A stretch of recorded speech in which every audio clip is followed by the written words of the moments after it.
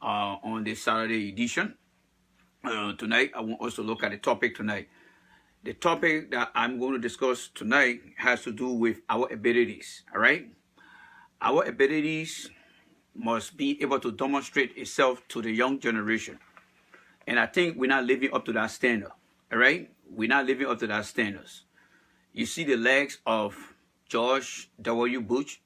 You see the legs of his late father. You see guys like Donald Trump. You see guys like Obama. These are people from different generations within the United States. How did they manage to get into office? Because they were able to look within the populations and bring ideas together that got them elected. Today in Liberia, I want you guys to think about this. Forget about the party sentiment, all right? Just how I have been thinking about it, that's how I want you guys to think about it tonight. Do you want to tell me, those of you who were born in the late 60s, those of you who were born in the 70s, those of you who were born in the 80s, do you want to tell me that you don't have confidence in anybody to be president of Liberia? Truly. Maybe you didn't get the question right. Let me come back again. Many of us, whether it's the late 60s, like 68, 69, and then the 70s, the 80s, you want to tell me that you don't have that confidence in your generation to find a president? Think about it for a second. Think about what I'm telling you for a second. Here's the reason why. Let's assume that President Weir, hey Dennis, thank you, thank you so much, my man. Thank you so much for the support. Let's assume President Weir is in his early 50s, right? Let's assume that he leaves office. Are you going to put somebody like Omen Borka in there? What is his age group? What will connect with his days as a young guy to today as your generation? Look at Alexander Cummings. How can he relate to your generation today? Look at Bernard Urey. How can he relate to your generation today? And look at Charles Walker Bronsky. How can he relate to your generation? You guys want to tell me that we as Liberians, the 4 people I just named for you, you want to tell me that after President Weir, all the mob we got, we don't have confidence in ourselves to put ourselves together and elect somebody within a range of our age group, that we should go and put these older people in there, that their health will become a problem to us, that their ability and stamina will become a problem to us. By the time they get done with the country, your young age will be compromised. Do we have confidence in our generation? What's up, Quincy? Do we have confidence in our generation? Look around the world. Emmanuel Macron from France, a young guy that fit right within our generation, between the late 60s and up to the 80s. Why can't we do that? Why can't we do that in Liberia? Is Omen Borka the only man who know it all in Liberia? Is Charles Walker Bronsky the only man who know it all? Is Alexander Cummings the man who know it all? And Bernard Urey? Let's take we are out of the picture. Because after we are, those 4 people will be coming in. So don't come to me with we are business. After those people, we just have one of the oldest presidents called Eddie Johnson studied in our country. And you saw what she did to you guys? And you saw what she did for her own people? And then Liberians are proud to bring the same old political people, the failures of these people, back into the eyes of the young Liberian and presenting them and say, these are our political leaders, folks.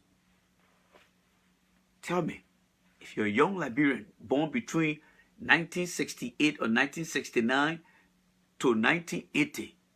You want to tell me we're in our age range? You cannot find anybody there to make them president of Liberia? But the old people, we are killing our future, folks. These people had their time. What is driving that? What is driving that?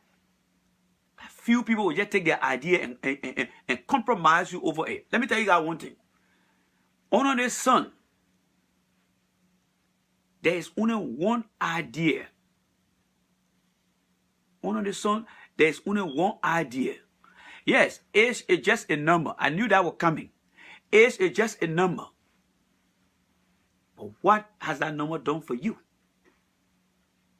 What has that number done for you? Look at the people's age, right? Let me expand on what you just said. Look at their age. The accomplishment they had done for their family. Have they done it for you? Yes, age is a number. Omen Barker served from the Todman era up to the Eddie era. What impact has he made on the other people's ages? If age is just a number. See, that's the kind of low self-esteem the generation in Africa has. All right? They have that kind of low self-esteem, no confidence, that they will use all the different phrases. Age is just this, age is just that. But when you come to the United States of America, you see young entrepreneurs making America great because they have confidence in their generation. Age is just a number. Yes. That's the phrase that they want to make you to believe. And so let me expand on that. Age is just a number. You just created a good title for me because I was struggling to come up with the idea and what framework should I drive the idea into. But you are giving me the idea with age is just a number. Thank you so much. Now that I already got a frame to put my picture into so you can see the big picture, age is just a number, right? Let me tell you guys this thing. When God created the heaven, the heaven and the earth, he only had one idea. And that idea was create heaven and create the earth. And on the earth, he put man on the earth. Now, he said, go and multiply and improve the earth. Now, here where man came in. Man took that God one idea and began to break it apart. The idea that man came up with, how can I or how can few of us manipulate a population and make them to feel better about themselves, but why we the few enjoy ourselves? They were breaking God's idea apart. So yeah, we got an idea. Let us establish a system of government where we can control the majority and we the few enjoy. Okay, that's good. Today in the world, you have few people controlling mass amount of people based on what? Ideas. Again, you have few people in the world who took that God ideas. They don't want it to be on a level playing field. They divided it into a class system. I say, you know why? We were designed as the upper level, the second level, the middle level, and the ground level. That's the idea. We that are up here will be the one that will make the decision for the people that are below us. That's how they took that concept to create different division in our country and in the world. Folks, everything that you see today happening in the world will be on the principle of idea or division. Let me say this again. Apparently you didn't get it. Everything you see in this world that is controlled by man is based on the idea of man creating divisions, so that they can set different class level. Now you ask me about, what about the people? They take the breadcrumbs and give it to the people on the ground. What do? They put in place those psychological words to encourage people. Like what my sister just said, age is just a number. Okay, age is a number. That's good, Patricia. Age is just a number. But when you measure the age of the man in the upper class and you measure your age in the lower class, how can you together on a comparison X and Y, Z angle, how can you measure up when you and he were born on the face of the earth? When God created the universe and did not make anybody rich. Did God make anybody rich when they were born? No. He said the idea is for you to go on that face of that earth and you multiply and make yourself better. But when man came on earth, he came up with an idea to break people apart and set up a class system. And within that class system, to do away with discouragement, he decided to put in place hope based on false and confidence. Age is not number. What age is about? Age is about accomplishment. Again, age is about accomplishment. The idea that men had taken, they took it in different sections and different parts of the earth. Some countries, they use that idea and broke it apart to create some level of equality.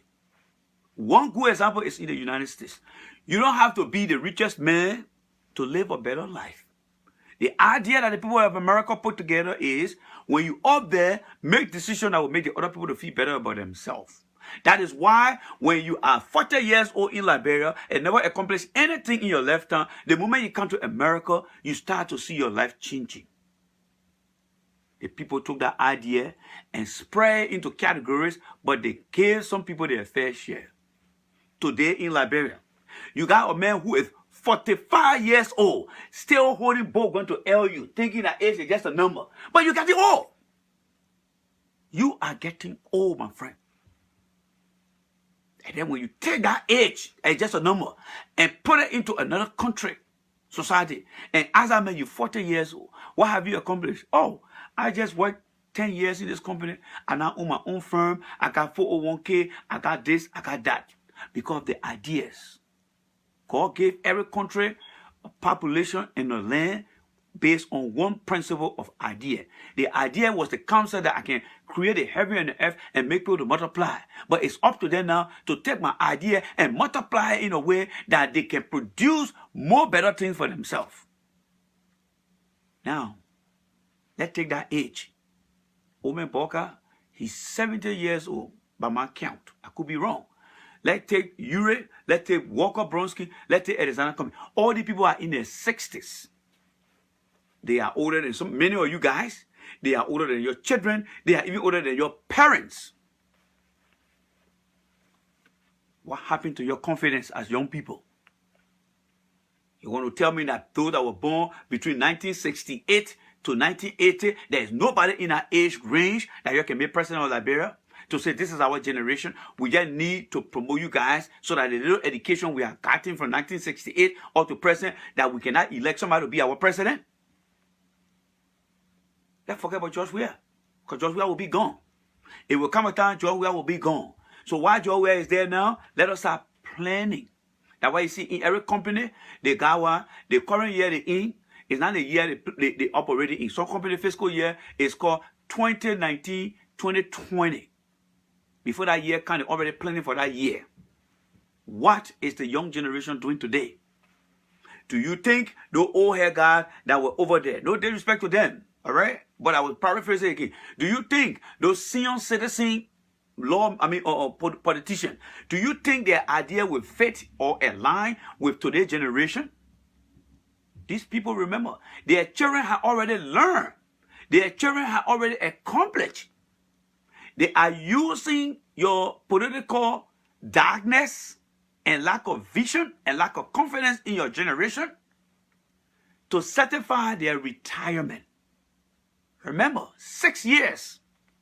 6 years from now, those guys will become retired. So they're in there, they will be like what an American man call lame duck. They're not going to be that much active. Their children and their close confidant going to run that government for them. What happened to our confidence as young people? We thought the 21st century, with Liberia population going to increase to 9,000 by year 2030, if we are not starting to build confidence in the young generation and continue to let the old folks continue to lead us, where are we heading to, folks? You want to tell me you don't have confidence in your own self? If you can reach your age in life and say, yes, I need to leave my parents now. I think I'm out of high school. I think I'm out of college. I think I'm working now. Let me go find a girl, marry, and begin to make family. What is so wrong about somebody else taking that next step from your generation and say to yourself, I want to be president of this country. I feel your pain. We are from the same generation. We should make our generation to be better than the prior generation. Alexander Cummings, ANC, you see all the guys then that you show over there, they are all from the same generation group that have been on the earth for 60 years. Their future was planned. Many of them branched out. Look at their educational background. When they got in it, when they turned 20s, they left Liberia to go and venture out for their future. They accomplished because their generation served them well. And they did their fair share. When they were young, exploring their future, they had their own leader at that time who made decisions for them. Now the opportunity has presented itself to you guys to elect your own representative, to elect your own president in your age group. You're thinking about putting 60 years old person into office. By standard, let me tell you now, according to labor law, these kind of people will be having pain joints. They will be having knee joints. They cannot do and they cannot operate effectively. Not to mention, the country itself don't have better health care. They will be going to more medical check-up abroad than doing a job for you guys on the ground. But when they were young, they went to companies where they work. Why you think many Alexander Cummings retire now? Because a useful life as a young man who could work hard. According to the American labor standard, if he has stayed too long, you are going to become a liability to that company. That's why people got a retirement package.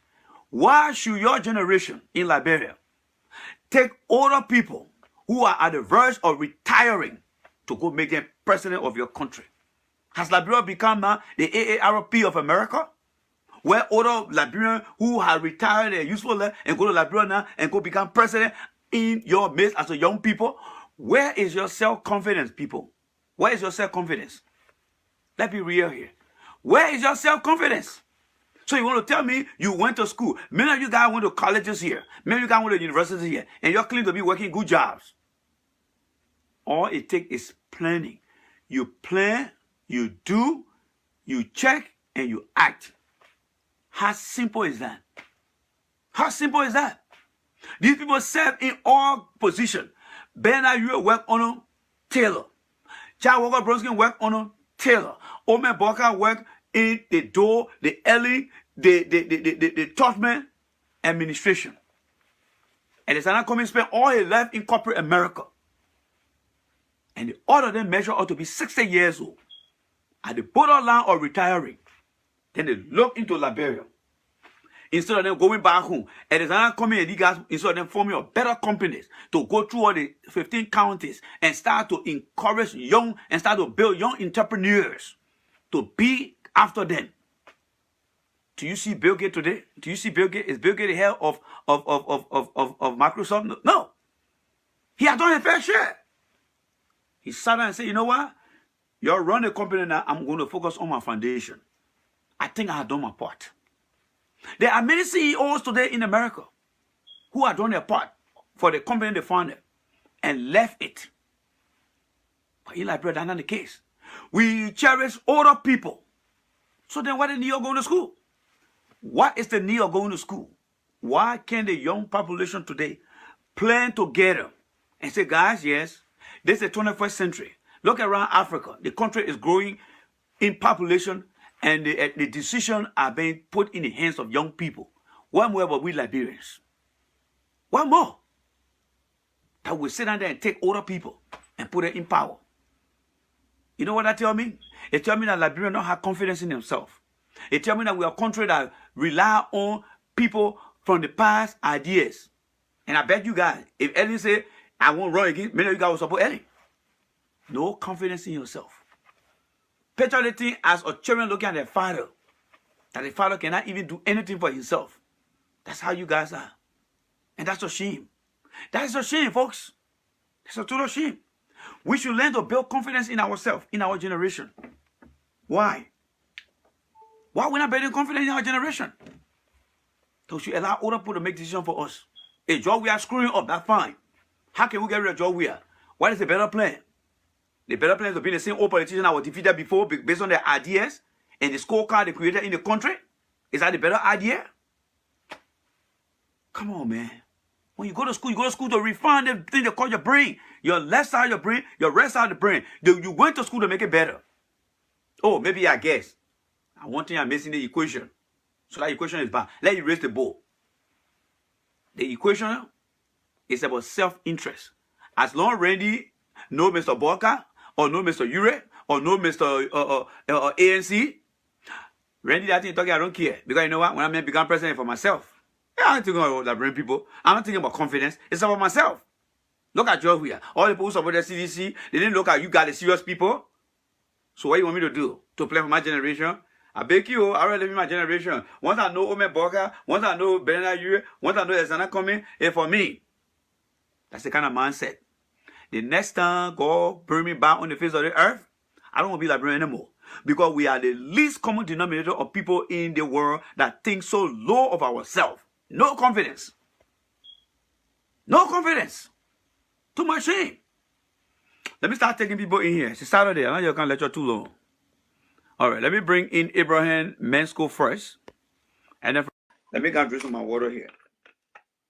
Too shameful, man. It's too embarrassing. It's too embarrassing to us. It's too embarrassing. Will say, we are Liberian, we are educated people. When you get people your own, what makes you think God is Martin Colley? What makes you think God is Sonny Ball? What makes you think the other young people in our country cannot be nurtured, cannot be given the proper guardians to become president of that country? What makes you think they can do that? What makes you think they can do that? Look at Minister Darrell Dillon. How long he has stayed with the United Party. Every time they keep telling him to wait. Darrell Dillon got all those soulful beer on him now. They keep telling him to wait. When will Darrell Dillon be considered to be president? When he's 65 years old? I'm just bringing this thing as a perfect example. When? Okay, that women pay. All right? Orusha Gould. They may not be good people to you, but these are guys that were born between the 68, 69, and up to the 80. Their age right in between it.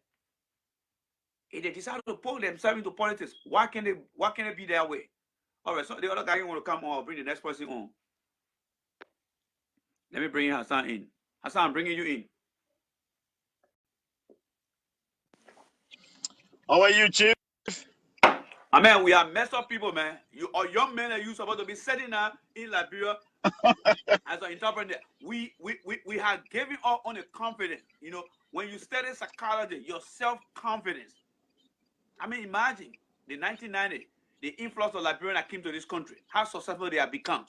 Why can't we not be given the opportunity? I leave it with you, my brother. Have a say. My brother, I fully agree with you. You know, our problem in Liberia today, we keep pointing fingers every single moment, but we forgot to know that we are our own problem. Sure. The biggest problem with the Liberian youth have today is inferiority complex. I agree, 100%. Inferiority complex. We don't even trust our very self.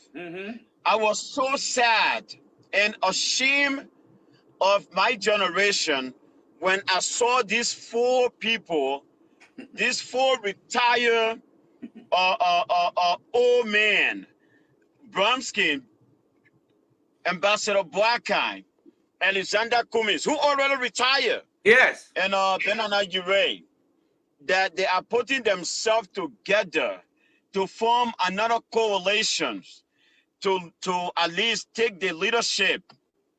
And I was like, what's about the young people? Exactly. What about women pay? What's about the young people? You see, what's about the young people? This is our war. Yes. The 21st century. They had their fair share. You see, this is our war. And then we have educated people now. Liberia, we have educated people now. We have people with PhD. We have people with masters. We have people with political experience. Yes. Entrepreneur and all of these people. Why can't we focus on the young people? Why can't we turn our country over to the young people? You see? But when you look at it as well, my brother, we the young people, we don't even trust ourselves. Yes. We the young people, we don't trust ourselves. Today, one of the reasons why I appreciate the Liberian people for electing Ambassador Weah was because he's a young man. You see? He's a young man. But we don't just trust ourselves, you know. And also, when a young man is out there, just look at Liberia. Look at Liberia today. You know, I was in Liberia for 15 months, from the voter registration till May of 2018. I was in Liberia. I did not leave the country. Liberia is the only country where people can buy voter registration card from voters so they can vote for them. And those that are selling their voter registration card, they've forgotten to know that they are selling their future. Yeah. Just for $10. Yes. That's the worst part of it. Just for $10. You see, this is our moment. This is our generation. If we allow these old people over, we will keep complaining over and over. At the end of the day, we will just be like that. We will just be like Liberia from the previous age, that up to now, people will continue to complain and we will achieve nothing. Yeah. We will achieve nothing. Yeah. You mentioned some brilliant young people, Collie, you know, Darius Dillon, and so on. These are brilliant Liberian. Yes, these are people, you know, you yourself. These are people that are supposed to now take all the different political parties and let Mr. Ure Alexander Cummings provide guardians for them to compete for the next election, so that way we'll build confidence in the younger generation. They cannot be seen as the only solution to our problem when they have already absolutely on the scorecard that we know. Yeah, but these people fail us already. Oh, exactly. These people fail us. So how old do they want Dawes to be the standard bearer? Absolutely. How old? Charles Walker Brunson fail us. Joseph Boakai fail us. Alexander Cummings fail us. Bernard Ure fail us. All of these people fail us already, and we know. We know it. This is our Liberia. You understand what I'm saying, right? So why can't we come with new generation? Why can't we look up to other people? They are not the only qualified people. We have qualified people. We have Liberians at the World Bank. We have Liberians at the United Nations. We have Liberian, you know, at the African Union. We have Liberian everywhere around the world. Why can't we encourage them to come, but just looking at these aspire people?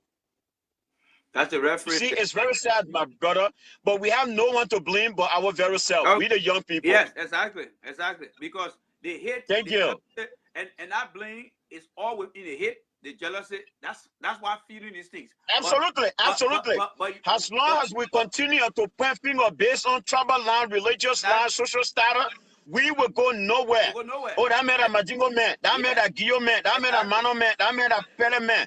Oh, no, the Muslim man, oh, this country, the not Muslim country. Oh, no, the Christian, all of this stuff here. Yeah. We are going nowhere. Thank you, my brother. Thank you so much. Thank you. You're welcome. Thank you. Look, guys, I'm not here for who want to say what. This is an open platform. You can write anything you want to write. The only thing I ask is to be respectful. That's all. Because at the end of the day, I will go home and sit down. I got my trip to make next week. Company paid trip, because I'm going to go provide training. I'm only speaking for the young generation. If a country like this can look at God and me, who got the education and who made the requirement, and people retire and I took that position, a country that I was not born in, but a country that felt that because I had the confidence that I can do things for them. And therefore, they can take me from one state to another. Hotel, rental car, everything paid for. All I got to do is to come back and do that itemization and report it into the system. What more about our own country? So you can write what you want to write. Because like I said, we are only doing things based on individual interest. And that's why the women is better than us. Don't deny me. If what I'm saying is not true, take your law and go back to Liberia. The men in America that live, the men are born from America that go to other countries, when he don't like it there, even when they deported him back to America, he will feel happy to come back here. Because there is some opportunity waiting for him here. So you guys can come and say anything you want to say. It's up to you. Because you know what you're depending on. But not what everyone is depending on. So if you want to be the slave, it's up to you. I don't care. So let me bring in the next people here, all right? Let me bring the next people here. Let me bring in, no, Othello, I will not bring you in here because you already, Othello, you will not come in here because you're already expressing yourself, all right? So you're already expressing yourself. To be a very intelligent person, Othello, is to come out and express your idea. But you don't understand where we came from. You're saying it's don't lie. I don't know how old are you, but if you think that your generation don't have any stake to play in Liberia right now, then continue with your story that is lie, is no way. Because you should be able to come out here and let's sit down and discuss what is our problem, why our young generation of our time is not taking place. But you are on that age is just a number, ideas, and making no sense. So I'm not going to argue with you. So I'm bringing in, how do you call this guy? I think it's men's school or something. I'm bringing this guy in, and then we'll continue. Folks, this is our time. Look, let me tell you, you see the young children then that you see in America who are supervisors over most of the black guys because they both believe in youth empowerment. Because they know the age of 60s, many of them will start to retire. So they try to bring into the rank the young people that are coming out of college. But you'll find grown people, grown men, will come here and defend ideas that they don't even know the beginning of. I'm not going to block them. Let them go ahead and do what they want to do. I'm not going to block nobody. All right? Let me bring Abraham Mensko. I try you. You're not coming on. Let me bring in Eddie. All right? Let me bring in Eddie. We have to talk about our generation. I saw the guy today, his funeral. They were having a guy who was born 1975. That man, today, he was being buried in Liberia. Tears set in my eyes. How much did that man accomplish? 75-year-old man. What did he accomplish? When the day of the Toba, the Tottenham, what better medical care did they provide for the people? Nothing. You born in Liberia poor, you die poor. But then you get somebody who is drinking from that leaking pipe from that person. Then they can't say, oh, you this, you that. But they can't go back to Liberia, go live there. I challenge anybody. I will take my salary and pay your way to go back to Liberia that think that the white man is not better than the black man. My brother, have your say. Can you connect me with the topic on the discussion, please? Oh no, my brother. I can't go way back like that. What I'm saying here, I beg you, just touch you a little bit. Yeah, I usually like for people to be part of it, but you are a young child. I don't know how old are you, but I'm sure your age should be between 1968 to 1980. You're right in between there. Okay. All right? Yeah. Now, by that, our constitution provides that you must be 35 years old to run for public office, right? Yeah. Okay. Did they say you must be 60 years old?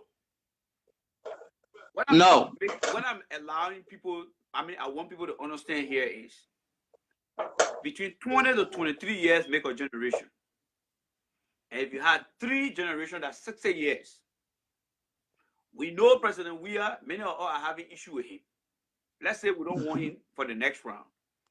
Are we going to look at those old folks who have had their share to make him our president? What good it is? We have a young generation from 1968 born to 1980 born. Can we not put ourselves together and find a better person within our group Today, there are many Liberians who are learning. They're into political science, they're into the medical area. Why can't we look in the young generation now and start to empower the young people? So that's why we're talking about. Yeah, thank you. Thank you. I Empowerment. think I have an insight on your discussion. And for me, what I see is the reason there is that it's not that we don't have young people who are qualified that can take on the mantle of authority, but those people who should bring young people to light and make them to occupy said position, they are not doing it. So then why is the alternative? I want to engage you now. You already see the wall, the building there. What is the alternative? Who have the majority? Yes, it's true. We have the majority. And how do we persuade them? How do we persuade them? That's why we need to engage them. Okay. So you see a brother here who came to the show, instead of being like you, he's saying that we are lying. So he's telling you and me that we don't have no generation that was born between 1968 to 1980. No. All right. We have huge generation. We have better generation, even from 1980. Because they got a guy here now who see it's all lies. We don't have generation that was born between them. So the current generation is women born. I mean, look at the main screen. Because that's what we you see how intelligent you are. The reason you are very intelligent, you came in the middle, even though you may have heard some stuff, you're like, let me see what Randy talking about. I will ask Randy, but that's not your man.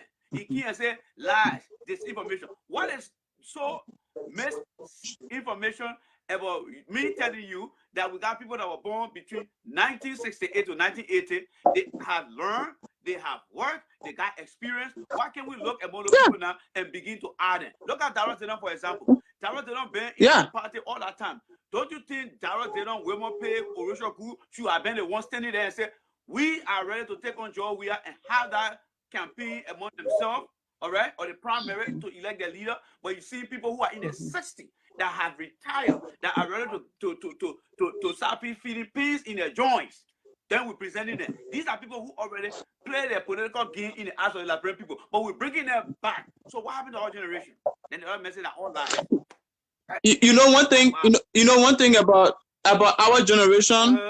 We always try to look at someone tinted character instead of helping the person to better their character, but we always try to look at the tinted aspect of it. You know, our mind is wired to the negative aspect. Thank you.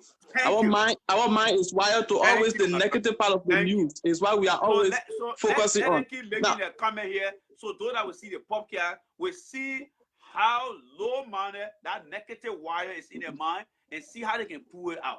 We are talking about young generation empowerment here. Somebody come here and say, those are all lies. What is lies here? What is lies?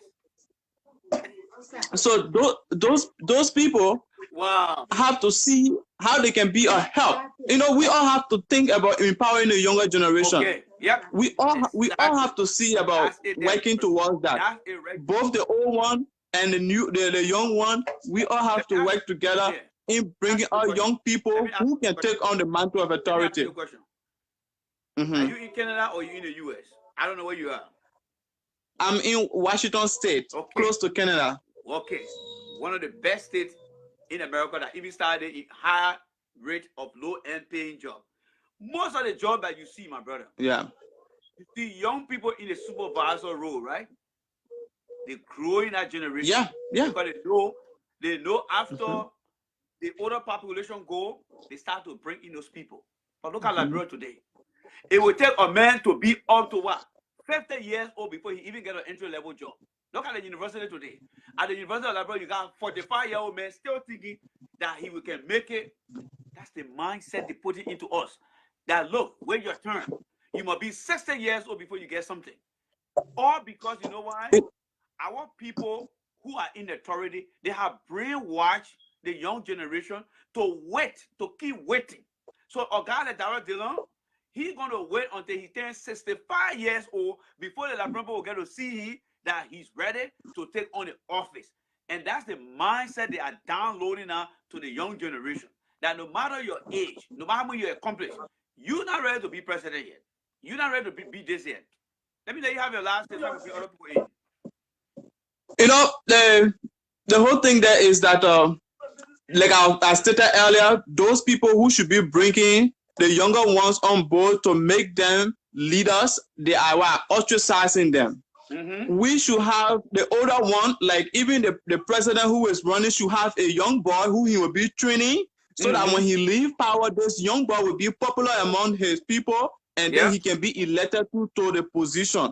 But right now, the older folks are the one, they still picking each other, taking each other hands, carrying them up. The educational aspect of our, in fact, there is no system that will make a young man to get into place. I was just telling my wife, I went for a certain job a few days in Portland, in a state called Portland, close to me. And when I went there, I felt so old. I saw children, 18 years, 17 years, 18 years, 17 years. We all went, we were competing for that historical job. Oh my Lord. Young children. I can't And imagine. I can't imagine how you feel. I felt so old in myself. That's okay. So you see, that's okay. And let me tell you this. Let me tell you this.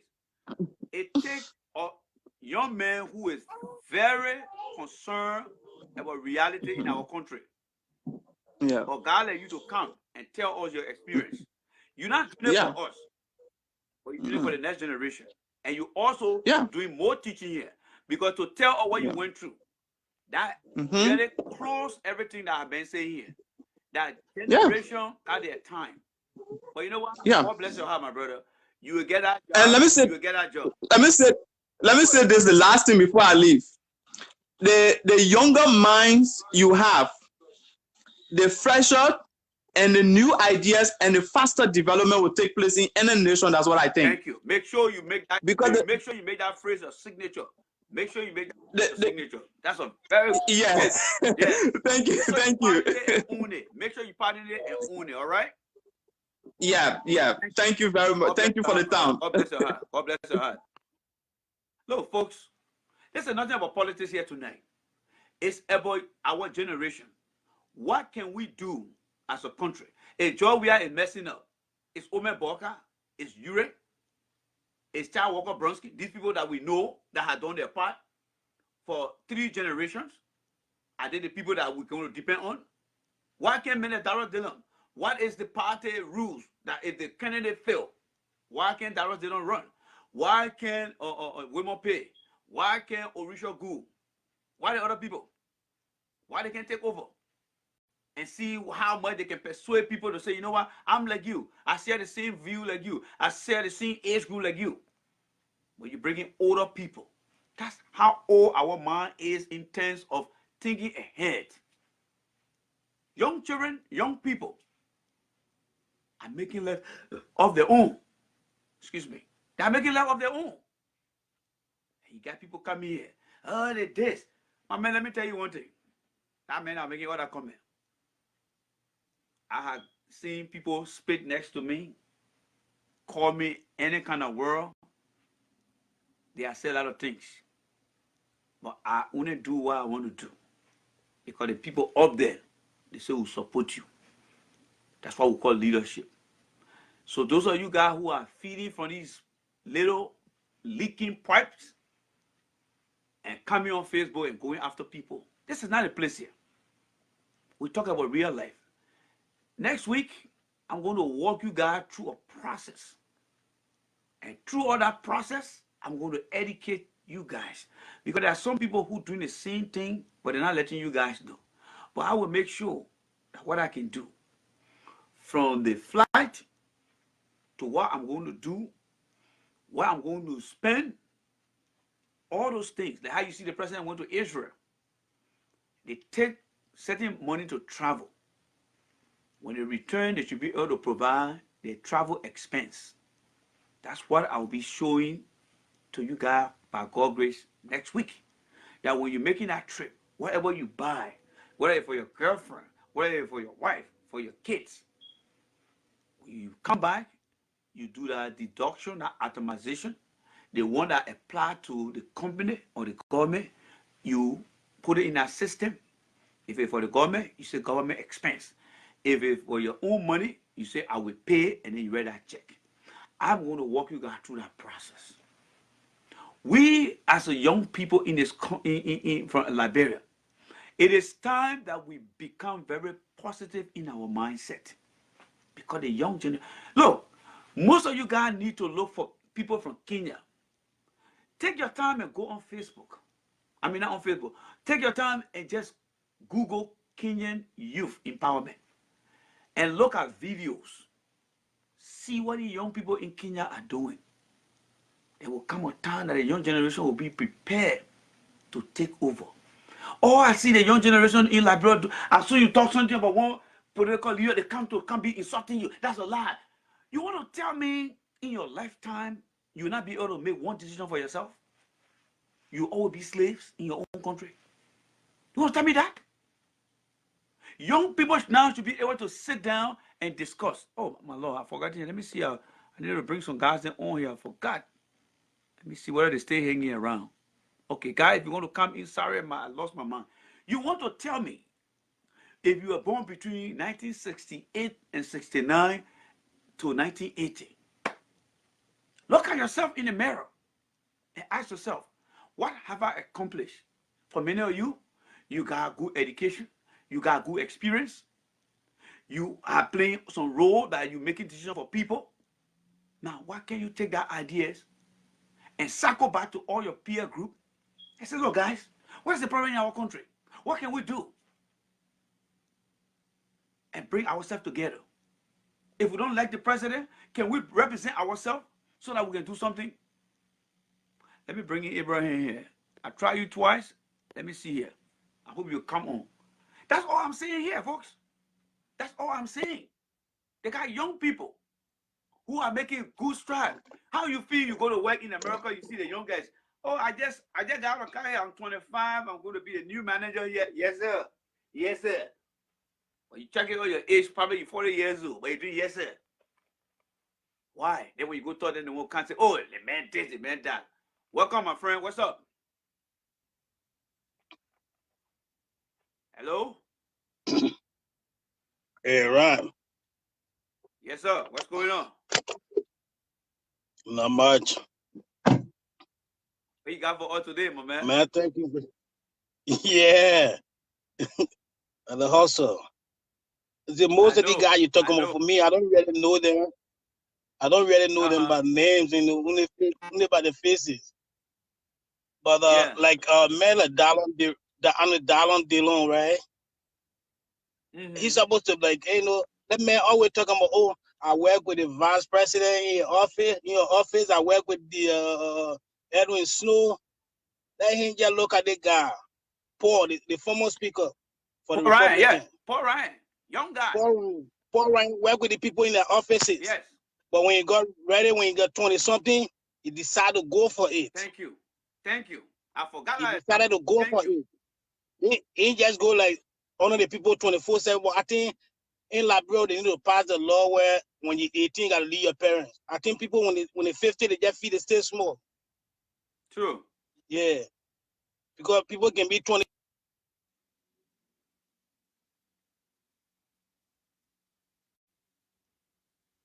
We lost you there, Abraham? Good. They stay around the old people. How you be an old man? He's making some point there, but he's getting the glitch. He's making some excellent points, but he's getting the glitch. Yeah. For the old people, for the young people to tell the old people, say, push me, let me go for it. Yeah, I'll be able to bury you. Yes. But they're sitting there and they're trying to put the old people in. And the old people already near their grave. That means they don't even have confidence in themselves. That means they don't even have confidence in themselves. All right. Let's take, for example, the people, I see some group of guys over there, they say on the EFLL. They ain't got no talk in the house. They want to imitate how they call the guy. Those guys, they are a perfect example of what I'm saying here today. But they just are doing things the wrong way. They should be able to organize themselves and look for people outside of the political culture of our country. And say, we are the young economic freedom fighter. We are looking for people who are within our generation that can represent us. But we welcome other people to just provide guardians for us as to how to go. But that's not the case. Yes. They are all aligned with the old guys then to manipulate Exactly. them to just cause destruction in the country. And that's why we're having this conversation. These guys can become representative, they can become senator, they can become minister. All it takes is for somebody to lead and guide them. But in Liberia, if you are 50, if you are 40s, if you are in your 30, your 20, they don't see you in any position until you turn 65 years old. Then they say, yeah, the man ready. What good would that do for your health and for the time you have on the face of the earth? When you get young people in other countries that are making great strides and contribution to their country, that's the mindset we need to get rid of, and that's why I'm here. I see other guy like here, oh, the position misinformation. Now it begins so simple. I didn't even get him no mind to play. He had packed it low and going now. That's how you know, I would say that's how low we think. That's how low we think. But you'll find exactly from Finland, we think better than some of the guys in here. That's how shameful it is. But have your last say, I see somebody else coming here. Why the people say you might always think big? The people talking about, oh, they may get more brains, you get this brain, get that brain. When the man got through playing football, he say, I want to become a president. He say, I want to work with the Liberian people. You know when you go, the man I want to become president. The people say, oh, my man, you want to be president, but you don't reach that area yet. You got to go to school. The man say, I'll go to school. But the man was still behind. You know you're still in me or something. After he got through, they say, okay, my man got to do the mess, I will do it. Got to do the one, I will do it. After that, he went there. People like Darren, they say, you know, they're trying to grow beer, great beer, so they can say, oh, yeah.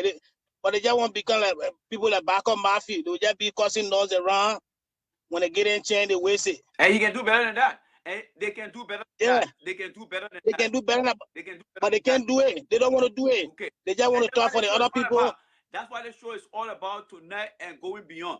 The young generation. Why can't they have a party called the Young Leadership Party of Liberia? So where they will think and come up with their own platform, where they will keep look at. They don't want to take responsibility. They don't want to take responsibility. Okay, that's why it is. That's why it is. All right, and that's why they get it to the older people, the people who are served already, who the Liberian people reject, the majority of them. Then you take it and say, oh, that's the replacement for President Weah. Is that the better you can do? They want to stay on the sideline. Is that the better they stay on the sideline? Come on, man. Look, Abraham, thank you so much, my man. Thank you so much. Let's talk in the back end, all right? Yeah. Okay, thank you. You want to tell me that those 4 people, that the best replacement there or the better replacement for President Weah? Look, I'm not here to praise any political party. I'm looking at potential people who can make our country better. All right? I'm not here to talk about President Weah. If you don't let President Weah, then you start to find a better replacement, folks. That's why it is. The American people said they didn't like Obama. They came up with somebody who now creating more jobs. All right? If you don't let President Weah, it's Omer Boka, Ure, Bernard Ure, Chad Walker Bronsky, Alexander Cummings, and Joe Boka, that the replacement for Joe Weah. Then you might have well just stay with Weah. Because these people have already shown their true color to you guys. I'm not going to put my brain with that kind of thinking there. No, it's wrong. Let me bring the next person here. We are better than that. We are better than that. Look within your generation group from 1968 to 1980 and see who you guys can align yourself with and promote that person and see what you can do with that person. All right? A guy like you, right there, or men like you with your experience that I don't know all about how you tell us, can be somebody over there, my friend. Yeah, once you got your family, you get all that. So we want to sit down here and allow people who have done their part in society to be the brain, to be the eyes for us. Come on, man. We're better than this, man. Have your say, my brother. Welcome to the show. I'm coming 1 second. Thanks, my brother, for this platform. It is a great platform, and I'm so happy for the topics today because my brother, is what going on in Liberia is very serious, you know.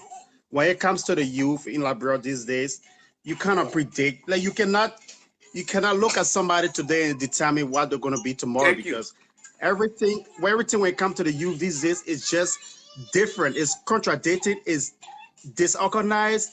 Is I don't know how to call it, but I would not go to the political party for now, but I will make a reference on the soup from the University of Liberia. Yeah. They came out recently and make a video uh, concerning Kabena Janet. Yeah. And in the video, they said that the impeachment should not be Kabena Janet, but it should be President George Weah. How can you divert those kind of situations that's going on in the Justice Department to George Weah? What George Weah have to do with it? I don't think they have read the entire document or the entire case. So they came out with a situation that George Weah should be impeached, all kinds of things. You know, my concern is, as students of the University of Liberia, I think when you're advocating or when you come on the radio or when you want to say something, I think it should be progressive on the etiquette, to educate the youth or to educate the people, you know, like the youth of the young guys that's coming on of you or whatever. Like for example, there's a lot of stuff in Liberia that you need to talk about that will help the youth. Yeah. Especially when you are a student president for SUP. Like you can say, okay, we need a library in Vera district. Yeah. We need this for social students. There's a lot of great things you can talk about. And let me hold you there. That people will look at. Let me hold you there. Let me hold you there because I love the interaction here, and that's why I think I'll be going in most of my topic here. The economic freedom fund of Liberia. One thing you just said, and I'll piggyback on that. How many of them have gone to the various counties and be able to identify the human need, the social need? Like how many hospitals were left in by the past administration? What is the current administration doing? How many students from the age of 5 to 12 or 15 are in school? When you say you're fighting for economic freedom, these are the economic challenges they have. But you see, they got the team, they got the need. They want to mirror that out of Judah Lalema. But Mr. Lima got his people already in the South African parliament, and he speaks to them most often to give them those things. But they said, you know, we tend to photocopy most of the things, but we're not really following the process of what we're doing. And that's why the conversation tonight and going forward will be all about the youth can be empowered. Like the students at the university. One thing I also listened to them, and I thought that what you're going to say first, one of them said, our men here better than AFL. What does University of Liberian student have to do comparing this? Are they meditating now for the university? Are they going to go to war? You see the kind of mind in our country? Go ahead, my brother. Go ahead. My brother, yeah, you know, what you said is true. You know, that exactly on point. You know, like we are in the diaspora or in the US here, you know, saying we feel like, okay, we got vast experience. We are opportune to be here, you know, saying to educate ourselves on one or two things. So I think if we come out, not everybody will come out and say something, you know, positively to change people's lives, but the little contribution to come on the show and share your ideas, I think it don't have to be financially, but those are all supports, you know what I'm saying? But when we look back in Liberia, actually, I feel like I'm a young guy. I love that country. Yeah. I'm into the business sector. I'm not into politics, but every human being by nature, you're a political being, you know what I'm saying? So despite I'm into the business, but I look at situations that affect our youth. They are not thinking the way they're supposed to think. My brother, you know, a guy like you, as a businessman, with all the politics, it all lead to economic freedom. So those who are in politics, if they don't have business on mind, forget it. Because you know why? Even the business tycoons in the world, when I listened to Warren Buffett's son that lived in South Africa, he was on a show with Tony Blair and Paul Kagame. And he said two things: predictability and stability in a country will bring investors. All the men in that town that talking about impeaching the president, that talking about the AFL is better, they are making noise.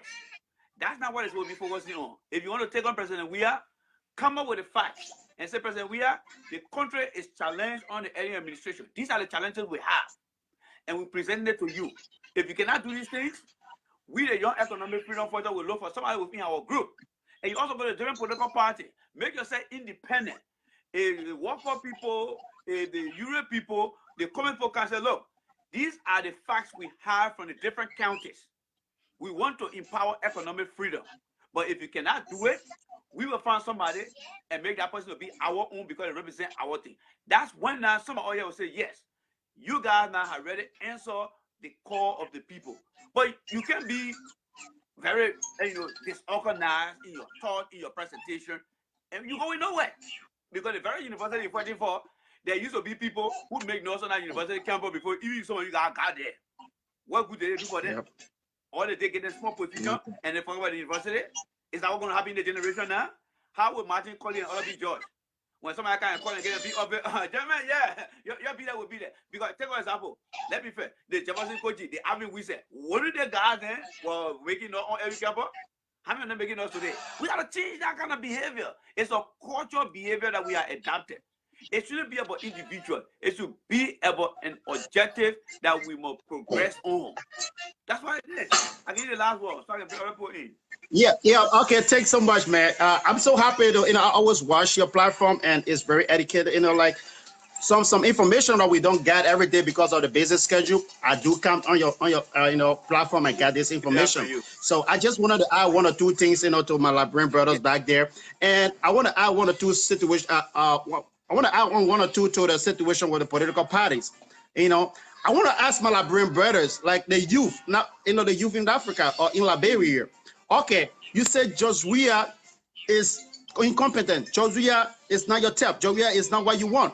I don't have a problem with it. You entitled to your right. But my concern is now. Okay, I take for instance, if you take Joshua from there, who you got? Come up with who you got. You can stand up with that is different from Joshua. All that is different from the old story. Let me put it one in your mouth. Who you got? Let me put it one in your mouth. I thought you were going to say those 4 politicians that competed against Joshua. Is that the best you got? That's why I was growing. That's why I was growing, bro. That's why I was growing. But I was trying to say that who you got? Is this the old political? This old hands.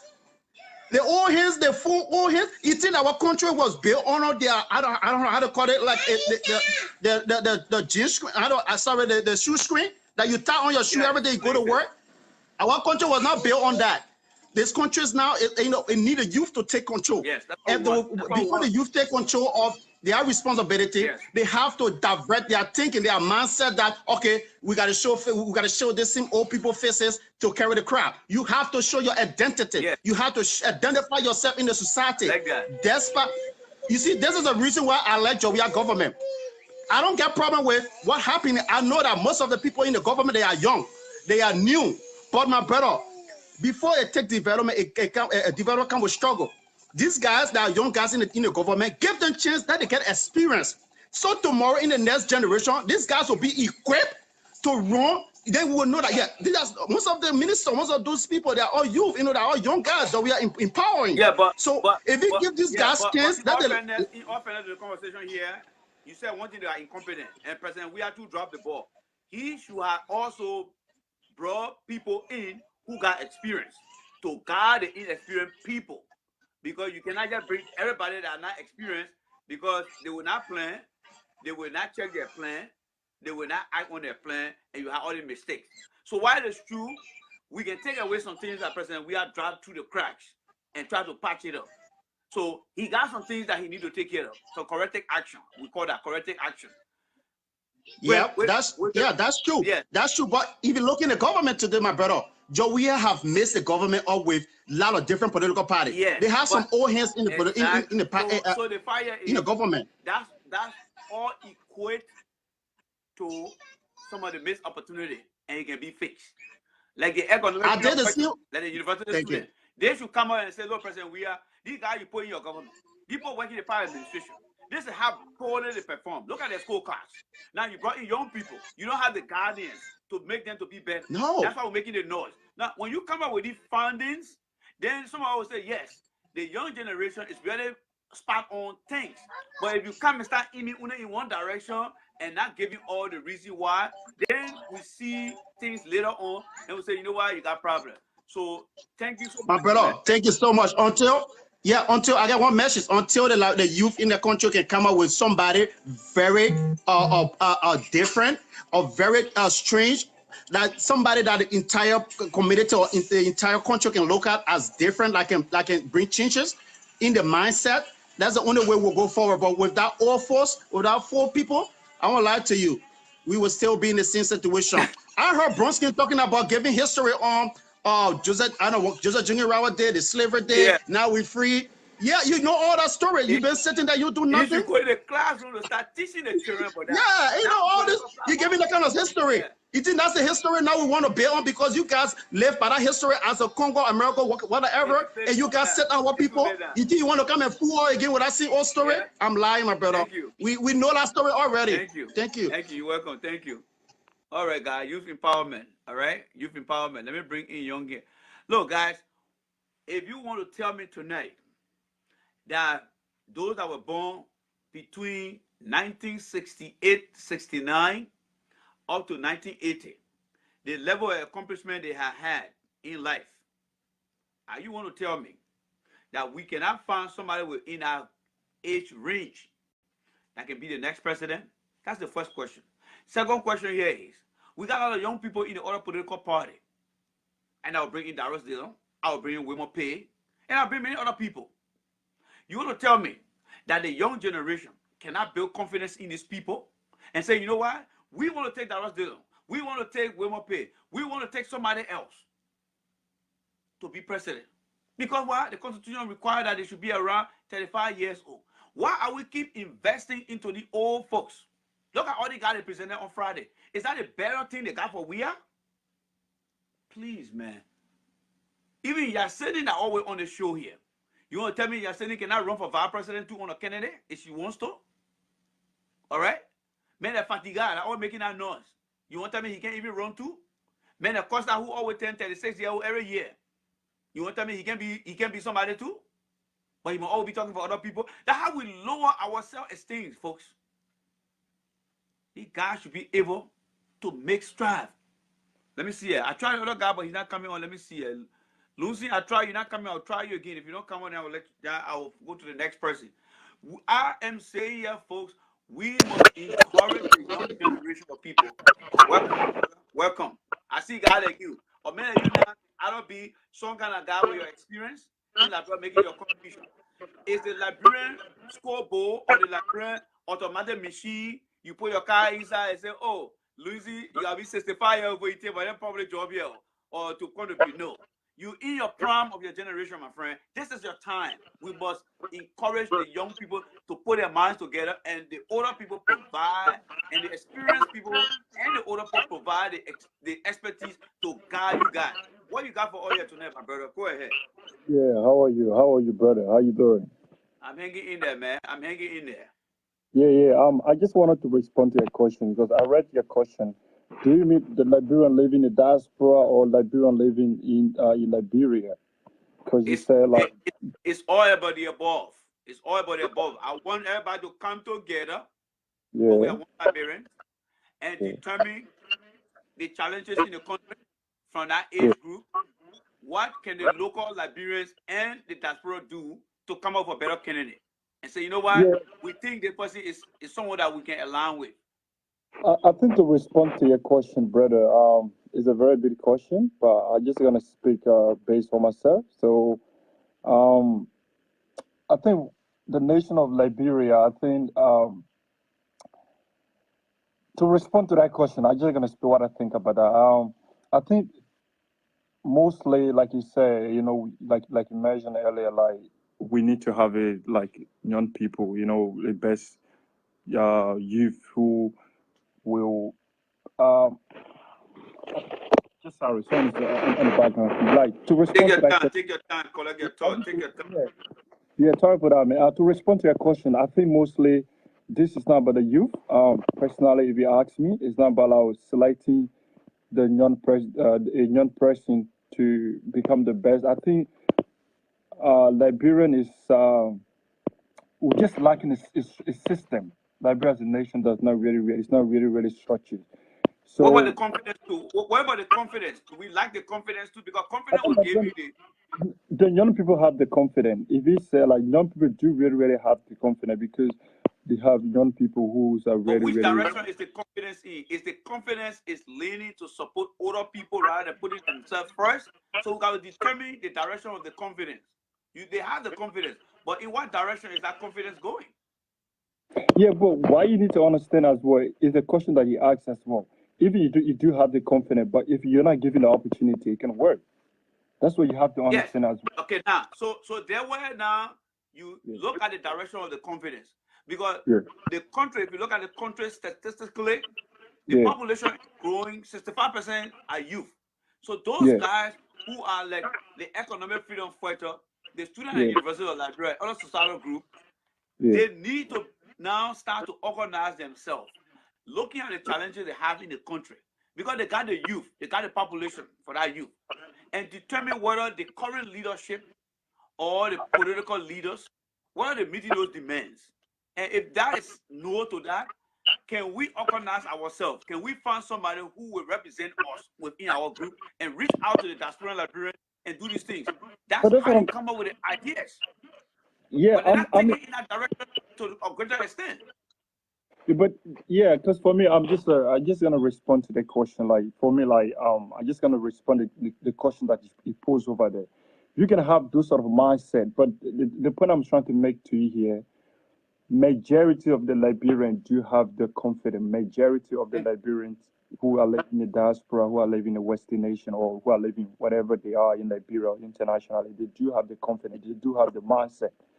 But the issue of Liberia, we even as young people, once even you get out, you get opportunity to the young people as well. Once they don't have the opportunity to come to power, it's difficult. But I'll just the point I'm trying to respond to it, like the point I'm trying to make here is that Liberia has the whole has the problem. Not only the young people don't have the confidence, the nation as a whole has the issue. Because like generation keep failing, keep failing, keep failing. When I say keep failing, it's like when one leaders come to power, they're not going to work. They don't compare themselves with like Ghana and other African nations to say, well, this is what we're doing well. This is not what we are doing. This is what we have to work on. People are just in power to enrich themselves. So the point I'm trying to make here, like in regard to your question, I would say young people do have the confident ability, the skills, but they are not be given the opportunity. And to get an opportunity to reach that area there, you don't even if you select a young person that you think can run a country, it's going to be very difficult as well because like it's a consideration if you select that young person to come to power because what look at Josria when just before Josria were elected everybody said Josria is a young person, Josria will do well, but when Josria elected the story changed because is lacking the system, the structure, like how the nation have to be structured. One nation So, is structured. so let me ask you this: Yeah, with the mindset you got, other yeah, countries one time went in that direction over and over. What we do here now is what yeah, we call asking the far why question. Why yeah. the system is like that? The people. Why the people like that? Because that's how the culture is. Why the culture is like that? That's how it started. Why it started that way? Now, when we understand the far why question, Mm. what can the young generation do today? And how can we know? Because if we continue like this, then we might all just leave our country and go somewhere else. So as long as we got our confidence, like you said, how can we direct that confidence now? Are we going to go in the same direction? Because No, no, no. politics is about reading the situation, coming up with a solution, and allowing everybody ideas and let plan and make sure that we do the right thing.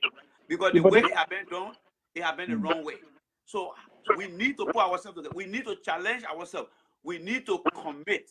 Commitment is what is missing out of everything you have said. If people, let's say you sit down with 250 Liberians and say, look, guys, I think we can make ourselves better.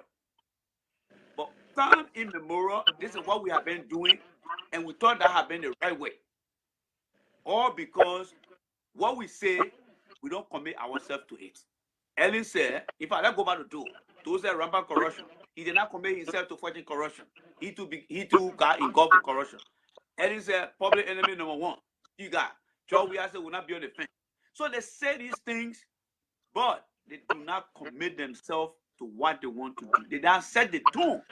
So when we see all these things, young generation know that you can become a leader in your country But from what you're adding and what other adding, these are the components now we need to make sure to build that structure. And to build a structure for it to last for long. Commitment, confidence, and stuff. And I mean, what you're saying, I think I definitely disagree. Some of what you said, I definitely agree what you're saying, but some of them you have to understand as well. That's what I told you earlier, that even young people, they have the ability, they have the skills, but the people in power, they're not giving them the chance. So, I mean, if you don't, let me hold you there. Who put the people in power? yeah. Who put them in power? They didn't go there by It's, themselves. no, it's all Liberian did it. Okay, so if the Liberians are doing the same thing over and over, what can we do? That's why I asked you the firework question. Why are the Liberians keep putting people there? Why? We have to think about these things. You know the reason why many Liberians have they are like this, they don't have gray hair growing here, because we don't think too much. We are weak set of people. No. For me personally, if you say Liberian doesn't really think, I think Liberian really think. Like, I mean, some of these things you're saying, I may agree, but some of them I'll disagree with that. No, because like you say, like, what you say here, you look at the whole Liberian culture. You already defeating yourself by saying it's a system problem, and because it's a system problem, it's going to be hard to fix. No, I want to come with my solution. I want to come with a solution. When I say like it's a system problem, basically I want to come with the reason why I think it's a system problem too. Now you're talking now. So let's listen to your solution now. Go ahead. Yeah, that's what I'm trying to explain to you. Because what you're saying is a good idea. What you're saying, it have to go that way, but it may not happen the way you think. Because all young people in Liberia doesn't think the same way. I understand that. So yes, I understand and I like that. So let hear some of your solution now. Go ahead with something. The solution that like I'm trying to bring to make sure Liberia is better. One is like Liberia as a nation. Like when I say like there's a system there, the solution that I think is the best for the Liberian to go forward. Number one is the president have to be well educated. When I say well educated, like you have to know what you're doing. You should not be elected because people know you. You have to be well educated. Apart from education, and there should be like a separation of power. When it's a separation of power, the government should not really have more power in decision making when it comes to judicial power. Everybody should be like the separation of power. The judicial should have their power. The government should not have more decision making to that. Corruption, anybody who do wrong things should be punished. Law should be enforced. Definitely, if you commit a crime, you should be punished for that. You should be punished for that. You should not be seller like, just because you're rich, you should not be like impunitive. We call impunitive. And Liberia must be respected. Foreigners are taking over Liberia, like Lebanese, Ghanaians, all those people. Liberians should invest money into Liberia and send Liberian overseas to be well educated and come back to their nation. But what I'm trying to understand is like Liberian would prefer to help non-Liberian, like maybe Lebanese or other nationality to come to Liberia, to invest into Liberia and not empowering their people and not helping their people. And nation like that can never go forward. That's what I'm thinking. Because if you favor your people, if you don't take, if you refuse to help your people that the futures of Liberia, the youth, you don't invest into them, you don't really educate them, but you prefer to help foreigners that build the country, then your own people, this can never go forward. My solution is like non-Liberian should be given the opportunity, should be empowered, should be sent to best school, should be given the opportunity like the bank should loan their money, so they can start their own businesses. And not only like everybody should work in the government, but entrepreneurship as well, other sort of businesses as well. Because everybody want to work in the government. That's the only way everybody can make money. That should not be the main focus. Some people can learn to be a trade, captain, learn to different type of trade as well. So those sort of things can work. So that. All right. So everything you said, one thing missing from inside. Yeah, what is that? Commitment. Because everything you said, it had been said from 1847. But the commitment to follow through, That's why we need to sit down and regroup and find out why things are the way it is. You talk about educated people. We are high Toba, we are high Ellie. You talk about giving people empowerment. We are is doing it, but he's not committing himself to meeting this goal. So, like you said, it's a systemic problem, which I agree. But one failure in the system, it triggers a bad reaction to the whole system. Yeah, So but I would see what you said is the commitment. Let's say everything you said right now. All right? Let's say everything you said just now. I came to you and said, okay, I'm going to do it. Put me there. But if I get there, I don't do it. I mean, I did not commit myself to it. I can be an educated person. I can take your advice just to get there. I will not commit myself. I can be a wise man, not educated. You give me the opportunity because I knew to get there. If I get there, I don't do it. That is commitment. We must commit ourselves. That's why it is. Yeah, I agree. But I do have a question for you, right? This question, I just want to learn. Why you think like other African nations like Rwanda, Ethiopia, Senegal, and all African nations, they're doing better compared to Liberia? Like even Rwanda has civil war, this sort of thing. I just want to really understand this sort of thing, like for learning purposes. Like, why you think those nations they're really doing better? Yeah, especially Rwanda. Yes, the leader, he set the tune. He began the process by setting the tune. When he said, I would no death should be on the street, you are the first person that picked up the first death. When you have a leader who will set the tune, when he said, like everything you just said, let's say you put somebody there, and that person say, I'm going to commit myself. And the way I will commit myself is to set the tune. I will make sure what I say is what I'm going to do. Say it and do it. Say it and do it. Guess what? Your ministers, the other branches of government, when they see how well you're doing, you're going to get a buy-in from the surveillance. If a surveillance man go to this place, speaking about Rwanda, Paul Kagame, when he was visited by Warren Buffett's son, he was sitting next to him. In an interview, you should look it up on video, on Google.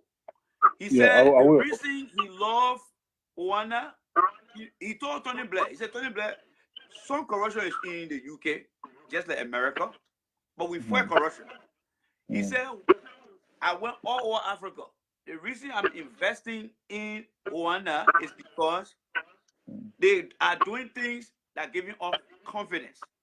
He said he went to a business center. The guy who was trying to take bribe from him, the guy, when he went there the next day, the guy was being taken to jail. And that gave him the confidence. So to answer your question, we will have all the plans, but we should commit ourselves to them. Like you said, if somebody does wrong, the law should take a course.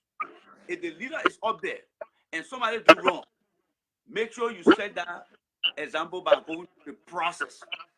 The reason this country are making progress is because the leader is setting the tune and he's in the front of the example and he becoming to show to the people that I'm not just saying it, but I'm also doing it. Rwanda, because of the president setting a tune and continue to do the right thing, they are the only country on the African continent that the US government gave them money and said, go do it yourself. We're not going to monitor you. So we should learn to set the tune. If you're the father in the house and you got your children, if you say at 9 o'clock, you need to go to bed. I don't care your favorite child or the one that you think is the best. When that time comes, turn that TV off. Because when you set that tune, everyone will adapt to it. But in Liberia, we have said so many things. Corruption is public enemy number one. We're not allowed to sit down on the fence. We get rid of rampant corruption. We said those things, but we never said the tune to change things.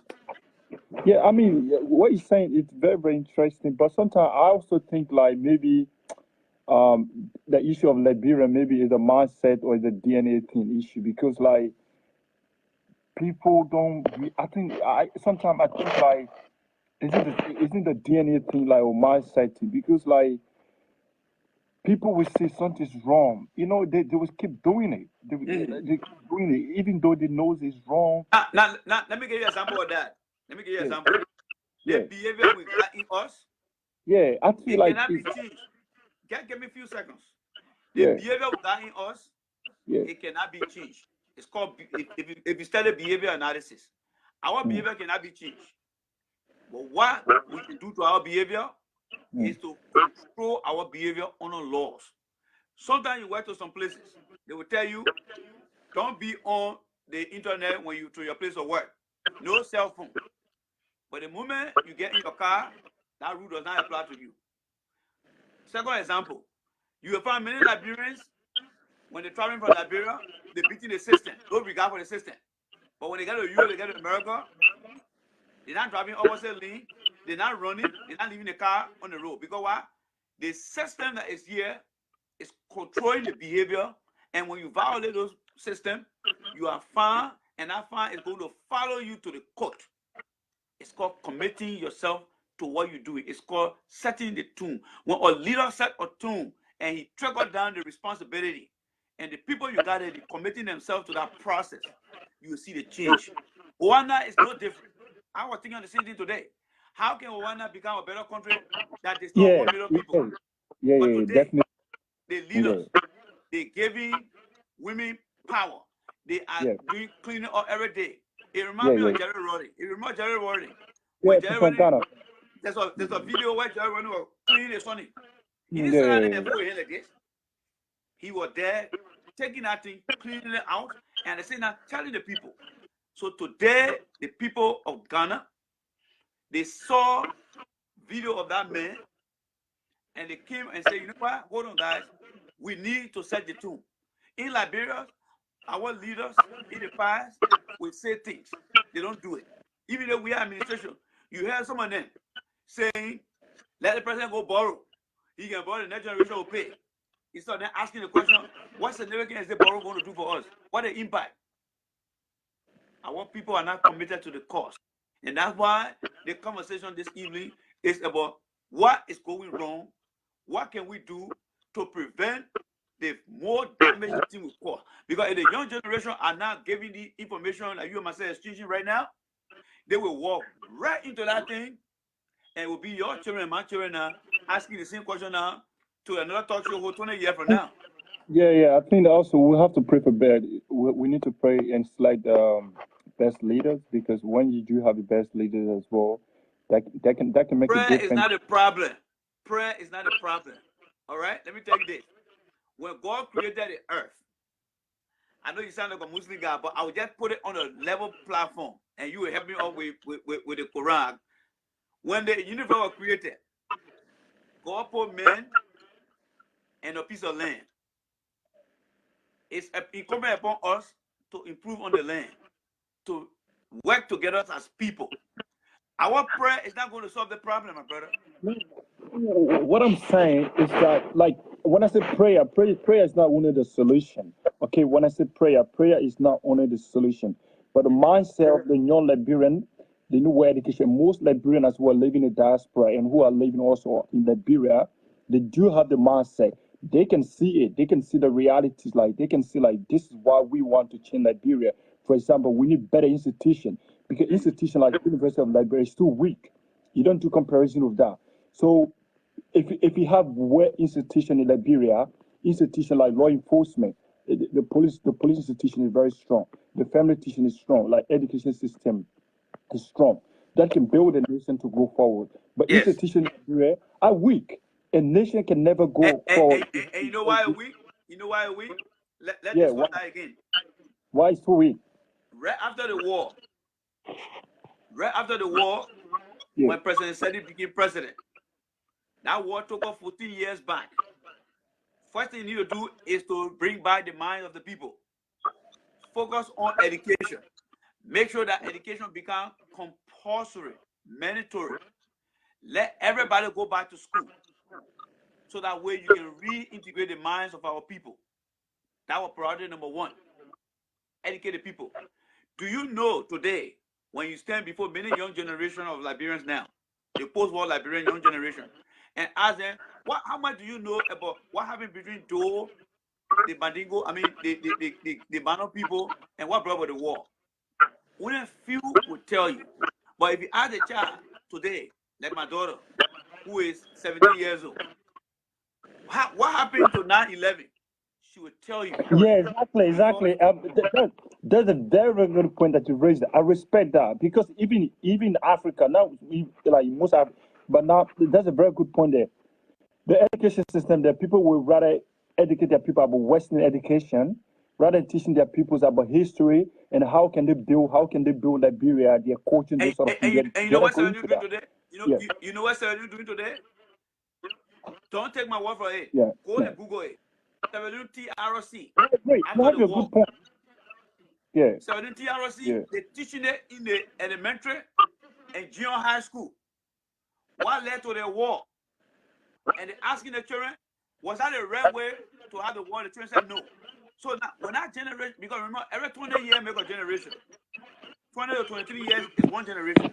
If those children grow up and they have been asked in the classroom whether the war was right or whether the war was wrong, and if they get in power authority, they find they're going to say, no. Our history told us. That's why you see in America, they teach the children here how to love their country. They teach the children about Ben Franklin, Abraham Lincoln, their founding fathers. And then when a new president comes in, they give them new president brochure. That's one of the fundamental things we miss in our country. We miss it. Yeah, I agree. All right? I definitely agree. There's a guy, that's a very there's a guy I saw, I'm not going to say the guy's name, but that guy I learned that he's a Liberian guy in America. They may eat a backyard with a gun. I don't know what he was looking for. But I learned that he's a talk show guy. Is that the right message he's sending to our people? We should be able to educate our people and lead them in the right direction. One of the fundamental problems in our country is because we fail to educate our people on their rights. These guys are making a decision today. Think about it. The war came in 1989. Those guys that were 9 years old, that means they were born in 1980. When they war came in 89, some of them are already 9 years old.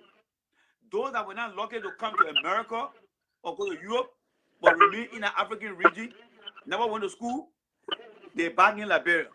Today, many of them are what? 38, 39 years old. They are the ones making decisions today.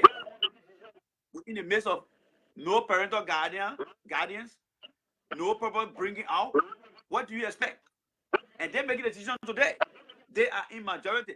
65% of the youth in our country, 65% of the population are youth. They are the ones making a decision in the absence of common sense education. And that's why we got to come up with this discussion, my brother. Your input is very, very significant. And I really like your prof, and that's what I also believe that most Liberians, to like the leaders in power, they don't really love Liberia. I also think that we're like most Liberians, once they have the money, they have all the resources, elite people, they don't really love. They say they're Liberian, but don't really love it because most of them they invest in foreign nations. Even when I was in Senegal, we don't have value. You know, that means the country as a whole, we don't have value. Yeah. You got the Christian values, you got the Muslim values that come from the Quran, the Bible. We don't have our country value. At what point do we consider our country? You know, that in America, they say the American values. Somebody can abusing or maybe doing negative things to say that's not the American value.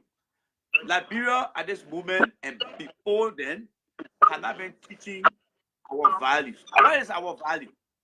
Can you go and corrupt the country? Is that being a Liberian if you call the country? Or if you come and report something wrong, are you going to get a compliment because you are protecting our values? The country don't have values. Yeah, I agree. Yeah, that's a good point. I respect that.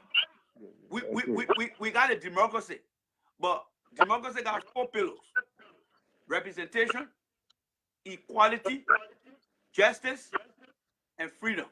We don't have those things. And that's why you see all the things we're talking. If you talk about full representation, if you talk about equality, if I'm in a position, why should I go and corrupt when I know the other people are supposed to benefit? And when the people do these things, the leader of them don't commit themselves. So you're right, it's a systemic problem. Now it's a systemic problem. The young generation are going to that system, and we right now at the gate now. Hold on. Yeah, I get the point. It's a bad system. Yeah, I get the point. You smart, but that system before you get in there, because the system is polluted. We don't want you to tell something, but we want you to commit yourself. And that's what we need. Like somebody said, we should start to educate the voters. Somebody make a comment here. We should educate the voters. Because when you educate the voters, you can easily make decisions. For example, why should a lawmaker be there for 6 years, 12 years? Yeah, Do you know what it means? and the My son was Constitution born in as well, 2009. and the That means Constitution. 9 years old now. Somebody who became senator. The level of achievement my son had got in this country. Think about the child in Liberia, in that main district, 9 years old. You know 9 years old in America, by the external. And look at 9 years old in Liberia. A kind of man not performing well, we can tell the voters we have to reduce the people years. But again, when I talk about the voter education, he made an excellent point. Yeah. So let me let you have the last say because I got people waiting. And I also press with John. Keep what your platform is great. You know, like having this conversation with you is it's very educative, and I learned a lot from you. Thank you so much for keeping your brothers.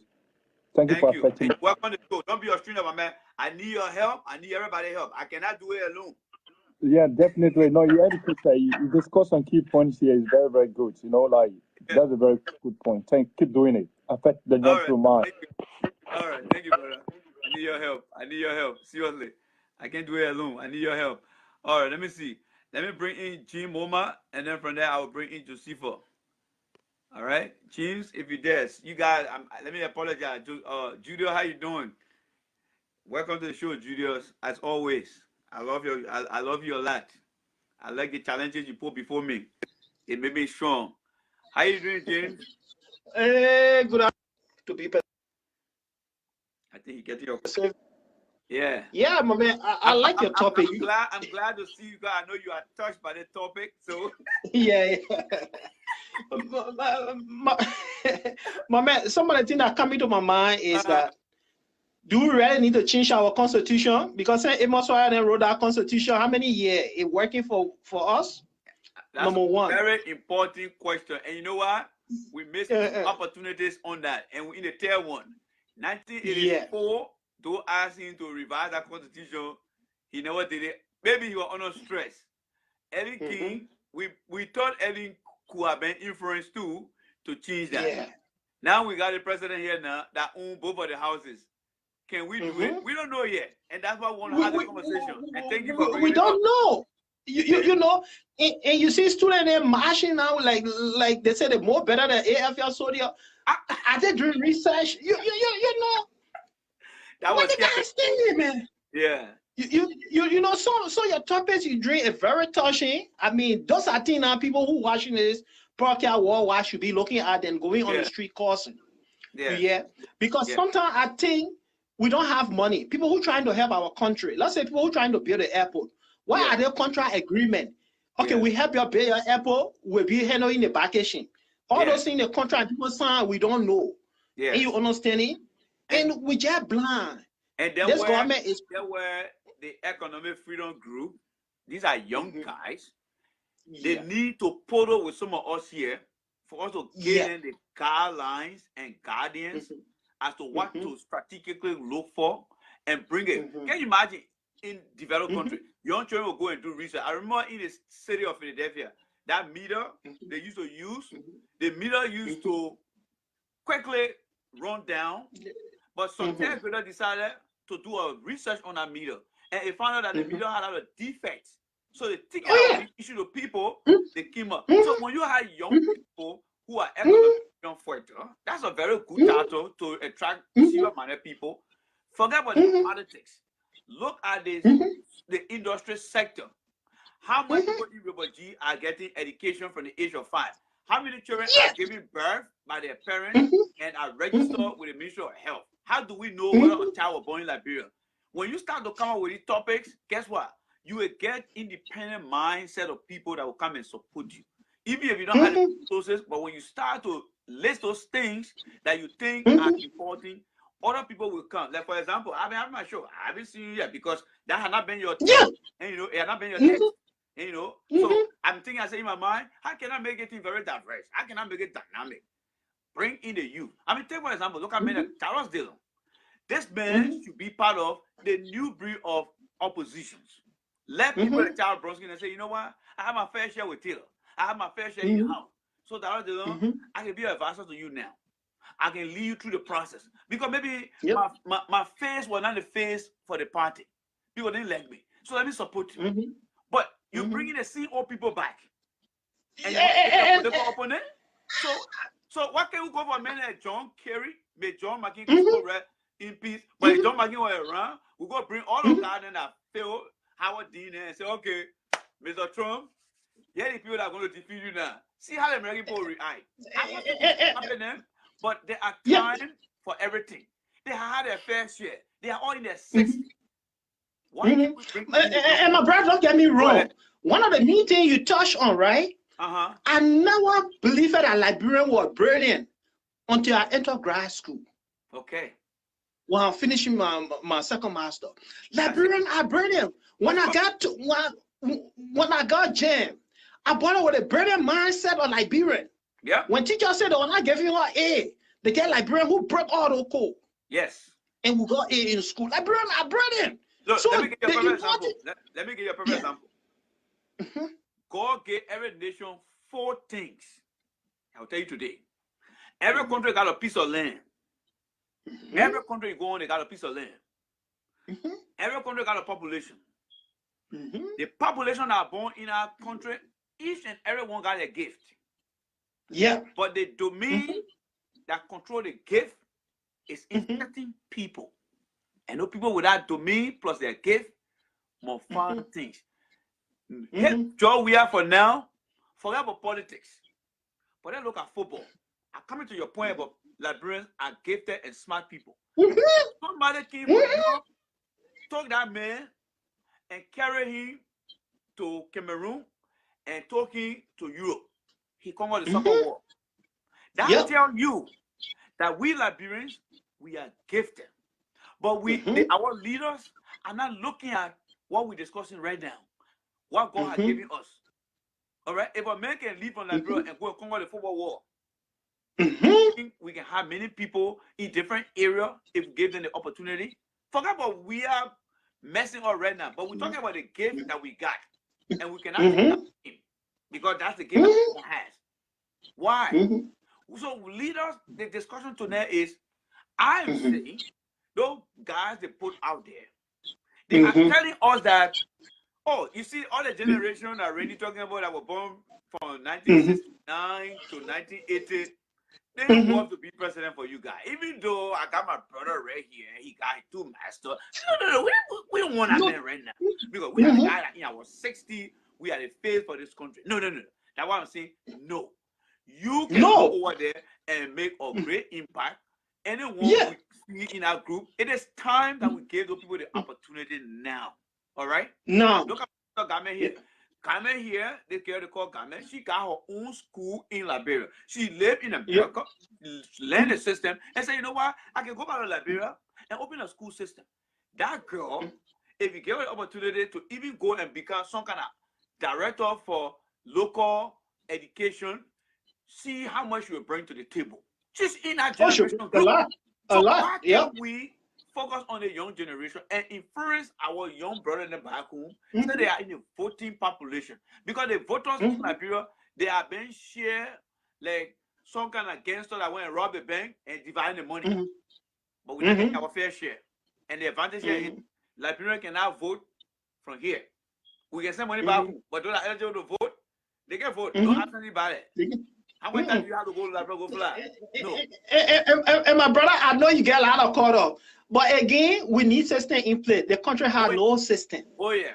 They have no system to hold people liable for what they are doing. Exactly. Until we get that in place. Yes. And you understand it? You saw what happened between Edwin Snow and Falcon. I can never use that example in any training. That to me is graphic for me. Yeah. Yeah. So we don't respect one another. We have no system in place. True. And we'll keep going on and on and on until we sit back and say, what's the problem? Remember that one rest issue. Do you know how many years back we can solve the rest issue? We cannot solve rights issue. It keep video. For 1979. So that means that we don't even have a solution to our rest problem. So sometimes illusion can come to my mind. And let me just tell you some of the illusion. Say tomorrow, somebody die from Liberia, they go by, they meet up. I mean, from Liberia, yeah. What's going on down there? I mean, how you say down there? You saw the referee now? No. Okay. Then you go to do. I mean, yeah. You the correction problem? They no. You're not solve the rest problem? No, we solve it yet. And you know the truth, yeah? Joe, we are trying to say the truth on BBC. Get that to the financial expert that is solve that problem. Because even in Minnesota, yeah, right? You go to Restaurant Depot, you buy rice $30. You go in the store, you pay $75 for the same 100 pound of bag of rice. In fairness to that question, I think Joe, we are dropping the ball on that. Let me be frank with you here, all right? Oh yes. We are. If that BBC journalist was nasty, I just discussed that with somebody this evening. When President we are saying now financial expert, and if that journalist was somebody from Fox News interviewing Barack Obama 5 years ago. Somebody question Joe, well, okay, so you want to tell me, so let me just play the devil advocate now, right? So President we are saying we need financial expert. But I'm the journalist. Mr. President, you president of the country, right? You got people in financial position now. You want to tell me that they are not expert to give you what you want? Then why are they doing in there? That would be a perfect question. No, my brother, that the first thing we had to, you remember he called all those restaurants there in the meeting? And they said, Mr. President, you have to give us some time. Let's say our rest before you bring the press down. That was the first issue he had time. But yeah, again, but here's the thing where you went wrong. You must do a feasibility study on the current situation. And then you meet the people and say, look, this is what we had done financially. This is what we had done from the production standpoint. We have the data. Now, let's look at the data and see why these are the way they are and what can we do to negotiate. Because the man will not tell you I'm going to lower the price. That's negotiation. Why in it for me? Why in it for me? You can just tell me to lower my price. So you got to come with something and say, look, I already have this. Get it in the code. When somebody commit a crime, they don't commit a crime. But the man, they want to come also and say, oh, my man, we got all the things against you now. Can you plead guilty so we can lower the fine or lower the punishment?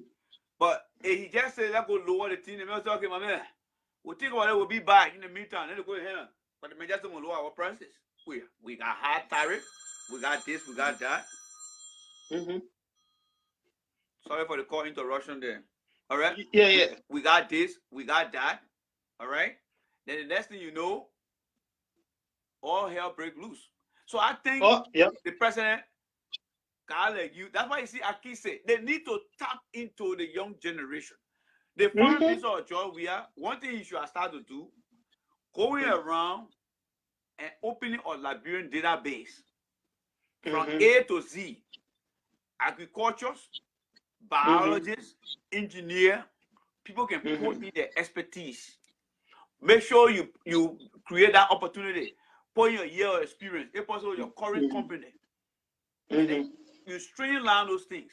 So when you kind of think a financial expert, somebody who want to talk about business, how to combat the business community, then you say, let's call this guy here. Maybe you want to contract you for 2-3 hours. What is your stuff? And you know, then you present the thing to them. So okay, I'll get back to you. Well, the country has the experts, but we need to develop that index of Liberian professionals where the government can tap into. Look at LinkedIn, for example. That means on LinkedIn, I'm making anybody that get hired from LinkedIn, that guy getting money on that person. Because that's why when you send the email, you follow it from the marketing department. Did that person get hired? Yes. 1 hour cut. Easy. But that's the challenge that we have. Yeah, man, I hope we have system in place that we govern on and we respect it, you know. I mean, but I like your topic. Let get other color chance. Let it come put their input in. If system will work in Liberia. So you in Minnesota now? In Minnesota? Oh yeah, in Minnesota, man. Now. So why you doing a D depot now? Why you doing your D depot? Well, just keep baking the government. That's all we can do. That's all. I have my fair share. I have my fair share in 1999. I'm done with it, so I will pray for you now.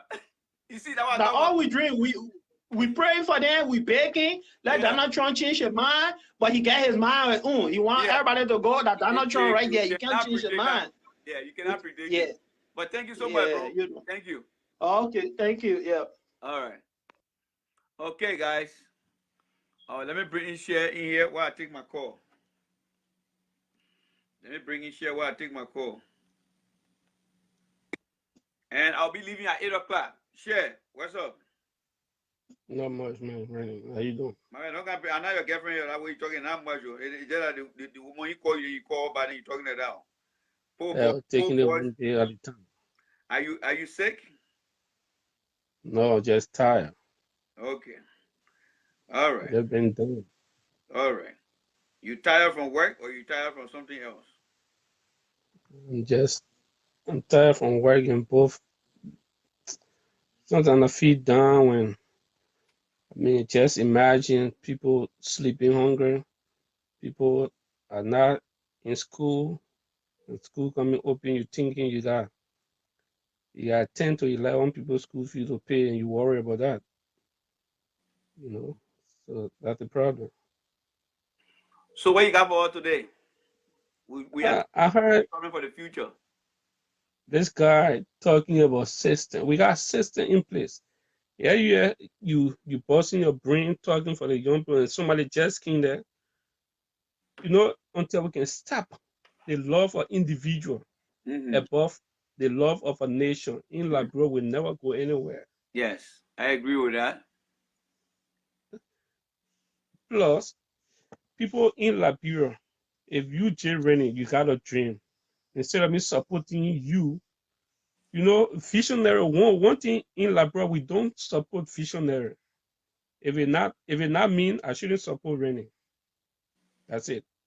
The jealousy, we envy each other so much. Like we talk about young generation. Do you know how many young people work in the Eden government and they went with a mindset of corruption?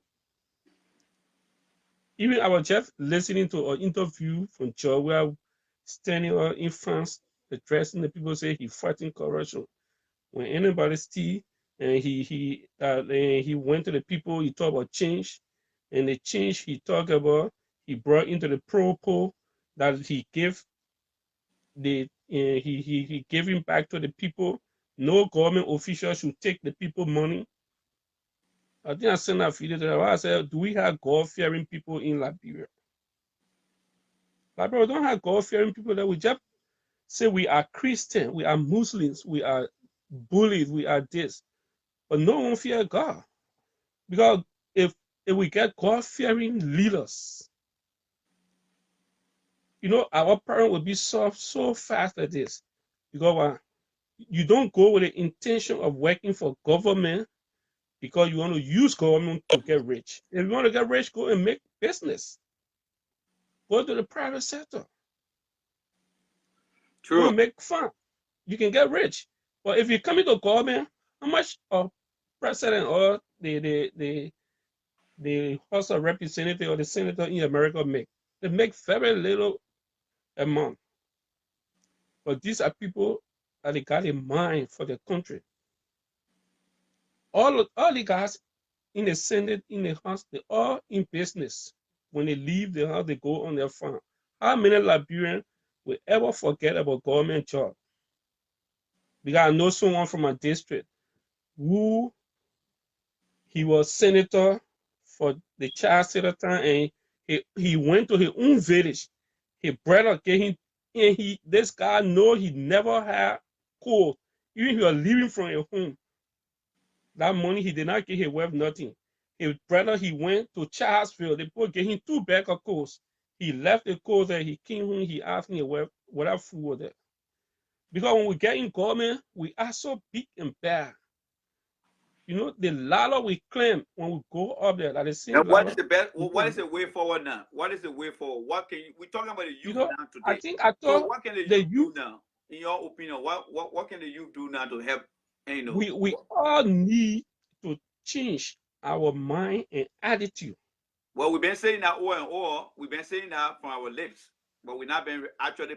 It's not from the heart. Okay. No. Let's take it from our body and put it on pen and then get it into action. How do we do that? Yes. How do we do that? Is that if our head is now running government with sympathy, if we realize that Liberia is greater than every one of us, here, you see people in the house, when they catch them with bribe, when anybody bribe them, the people will impeach them and then prosecute them. We got this system. They got our talking about no, we got system. No. But That man's right. That man's right. we got system, but we don't implement it. We don't. No. We don't have. What? We don't have system. We have a broken system. The system is broken. Things A can talk to B, B can talk to C, but between that, we've been operating on what we call unwritten rules. We do things in the absence of that broken system. And so what he was saying, that we don't have, so he just quantified it, that we don't have system. Because in his mind, anything that don't work is not system. In my mind, I say it's there, it's broken. So he and I can come on it. And when you say we got system, then he will ask you, what makes you think we got system? Because system is a process that must flow from one point to another. And then I will kind of say, Josepha, if that system cannot flow from point A to point B, that means the system is broken. We have the system, but the system is broken. That's broken. Why it is. Because can you imagine one policeman in Liberia cannot show you ticket book no more? So that's why the guy said there's no system. That's why he said there's no system. Because if our president, even the rest issue in Liberia, I can solve that problem within the twins of an hour. Because what? Come on now. After listen, come on, listen to me. Go ahead. After the election, right? The first thing I will do after my inaugural speech, I will go and visit the 15 counties. Are you campaigning here now? Are you campaigning here now? All the South, you can't campaign here. No, I'm not campaigning. But I'm just saying something. Go to the people. You know the thing I like the Republican for, because if I become president for Liberia, to create job, security, the first thing, my police director, I will give you money. We will dissolve that whole police. Are you campaigning here now? We're talking about solutions. So can you hold your campaign? All right. We're talking about the challenges that have been hanging over our country for 171 years. The youth population in Liberia to CFA is growing exponentially, and they have been misguided in their decision.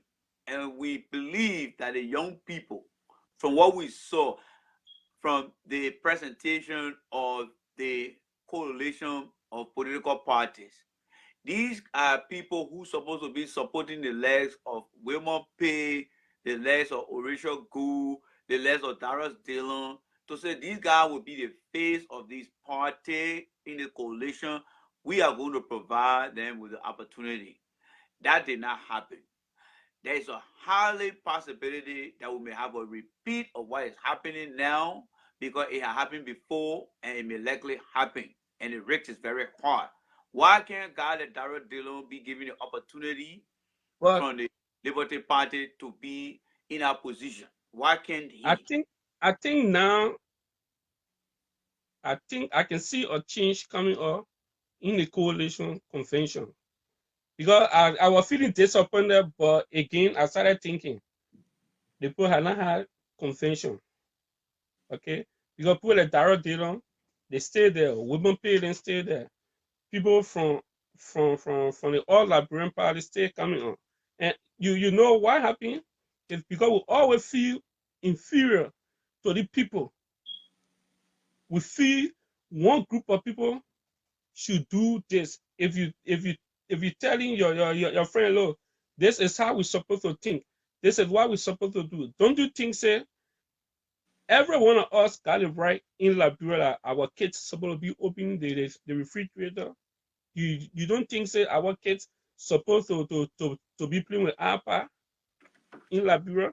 But because we feel inferior to the people, if it's not them, it shouldn't be us. We need to stop And it now. it is time Stop we're it. supposed to stop It's that. time that That we one thing stop it now, all right? I can always tell people I don't sing glory to people too Thank much. you. I don't sing glory to people. I got 4 more minutes left. I need to go for the kids. Yeah. Thank So you. that country, we need to stay advocate for the youth. We need to advocate for youth camp. We need to teach our young people how to believe in themselves. Thank you. Thank you. Thank you. So Josephia is right. That's what we've been on today. You want to tell me? I see great men that artists are not here. A very eloquent, loud speaking guy who live in Liberia. And I believe from 1968 to 1980, many of you got on the platform, your birthday is right within that age range. I mean, in those years. 1968 to 1980.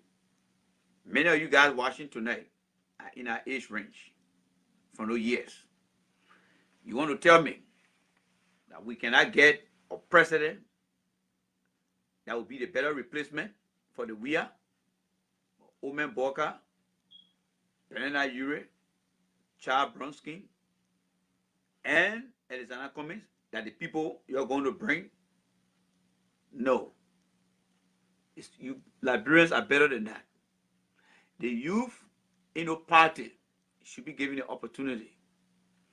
Tyrus Dillon, Wilmer Pay, Orisha Gu, and many others should be part of the primary so that they can participate in the changing of our country political culture and system. It don't have to be the old people. We have come a long way. Liberian population with regards to the youth is 65%.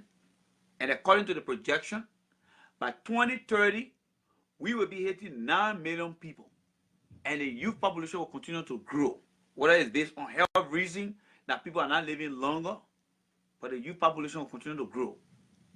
Are we going to wait until someone like Dara Dillon turns 65 years old, someone like Wilmer Pay turns 65 years old? No. The youth, we need to help them.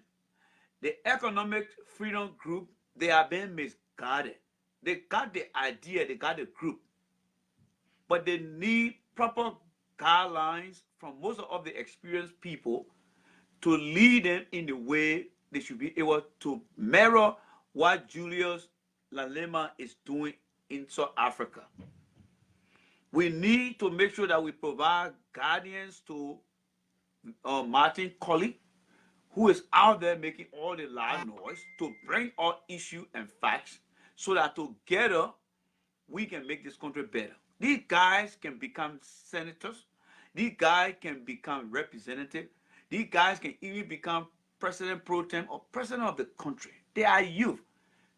Kenya is building a reservoir of youth population that are focused in other areas. We got to be able to do this thing.